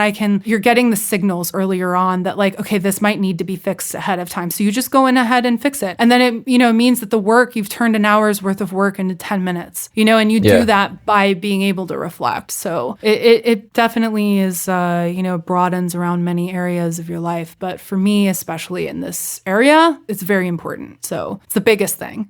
Wow. So that's basically all the questions we had. You went in depth on everything. I am just like Yeah, I guarantee you this will be the longest Sound Space episode. There's no getting close. Yes. And There's a first for many. yeah, first for many. That was great. I was really happy about this. Very happy. A big thank you to you for really being Yeah. open about all of your experiences, what you've gone through and everything. When we were like preparing to make this podcast, we were like, someone we should reach out to is Kayla. And I'm just very glad you said yes. I know it seems like a very easy thing to say yes to, but at the same time, just thank you for being very open and everything that you've discussed with us today. I think it's a great lesson that people can walk away with, Oh, yeah, So, for sure. For Thank you. sure. I appreciate the opportunity. I mean, any opportunity I have to reconnect, especially, and then to, become a part of your growing network is also a key factor in who I am and how I work. So it's definitely a pleasure. And I hope it's not the last time Thank that we you. touch base, because definitely, Oh, definitely not. No. Oh, no way. We're definitely going to be doing stuff together. after have you to, hear the other projects that I'm doing. Yeah. We'll Like, reconnect for sure. the other things and the research projects, all of this is it's a really exciting year, 2022, and it came out of a very dark period of just trying Yes. to rebuild and rebrand. And when I say dark, it's just a lot course. of self-questioning. Yeah. Right? You have to define yourself and then put yourself out there and being vulnerable and stuff. So and I think if Yeah. you're going to get into any kind of abstract world like ours, you just have to be comfortable with putting yourself out there and just committing to that and discovering and exploring, because it's basically how I got here today. It's through a lot of intense and invasive exploration. So I hope that we connect back in like a year when most of my projects and new stuff are launched. Yeah, once your stuff are released. Really exciting for sure. shit. Really exciting shit. So definitely stay tuned. I have E.Sunrise is my new artist alias on Instagram. So it's E.Sunrise. I mean, my @, is like E.Sunrise, and it's an underscore at the end. Everything 'cause will it be was linked taken. in the description. But before we do the formal plugging, we do have one final question for you. Yeah. So here on Soundspace, we have created a little tradition. We like to ask our guests one final question. So in a few words, what is your advice to people who want to get into the space of sound? Ooh. Maybe I should just make sounds. And have them try to. New voices. Yeah. Just do different voices. Yeah. Record everything with the Zoom. Exactly. I'd say getting into the space of sound, you have to be comfortable with being inside of your head, because it's basically where all of it takes place, right? Sound is abstract, not because we only use one sense to define it. It's because it happens in our brains. A sound event happens and we learn through the vibration and identifying with that vibration what a sound is. So you have to keep an open box if you're going to stay in a box or be comfortable with some kind of a sound structure, because there's many different mediums that we can go into, right? So if you're choosing your medium, keep the lid open, and that's going to allow you the vulnerability to explore something very abstract and, in my opinion, completely limitless. Like, one thing that I could make is never going to sound the same as something else you could make. And that's the beauty of, I'd say, even remixes and things. I did a lot of remixes for artists and things like that. Right. But if you're going to be making a sound piece, if you're going to be taking on a project, or you even just want to go into engineering, the most famous engineers are the ones who create new ways of engineering. Like the ones who win Grammys and stuff, they're the ones who have developed their craft through a lot of trial and error and being inside of their head and being isolated with those sounds. So you have to definitely, if you want to get into the space of sound, just find some kind of structure to start in. It doesn't have to be your end result there, but you can always develop and evolve who you are through just keeping the lid open of that box, because it's such an abstract world. And we're blessed with this opportunity right now in this very, very, very, very, very unprecedented moment of history in technology. We're really living through this. And if you're here and you want to try to get into it, don't say that it's too late. Don't say that it's too soon. Just do it. Start anywhere, whether that's manipulating some shit on a free software. I mean, there's like a ton of stuff that you can have on your phone just to play around. Like, you know, just to take a voice recording and manipulate it. Like anything that you can do to get your hands on for free, if you want to get into that, go with all the free shit first before you spend $1 million, like with all these things that people think they need to get ahead. You don't need any of that shit. You just need a good brain who's willing to be vulnerable, keeping the lid open of that box, and just being disciplined in your practice, you know? So definitely open mind, open box. And I'd say it's not even an open mind. It's like you have to widen your mind, if that makes sense. It's not just about being open. You have to widen your peripherals with sound. Right. So, and especially with where we're going with this next generation, a lot of the stuff and the new music that's coming out, if you're looking at pop culture, all of these things, like they're really embracing sound design, and especially with VR, especially with gaming, especially with these things. We are entering in a phase right now of society where we are going to be sought after. Gaming is sound huge. designers. Exactly. Huge. We're going to be needed. So yeah, start anywhere, because the world's going to need you in 5 to 10 years. 100%, you know, and it's, like I feel like we're like the underdogs of the tech industry. Like out of everything we're gonna take over. Like, we're gonna take over. We're coming for you. One podcast episode at a time, Anthony. All right. One episode at a time.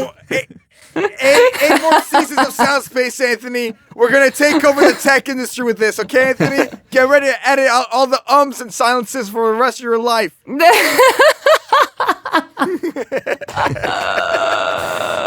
I love it. I love it. Okay. I love you guys. I love it. I'm gonna be there with like a banner and like in the back. yeah. I knew them first.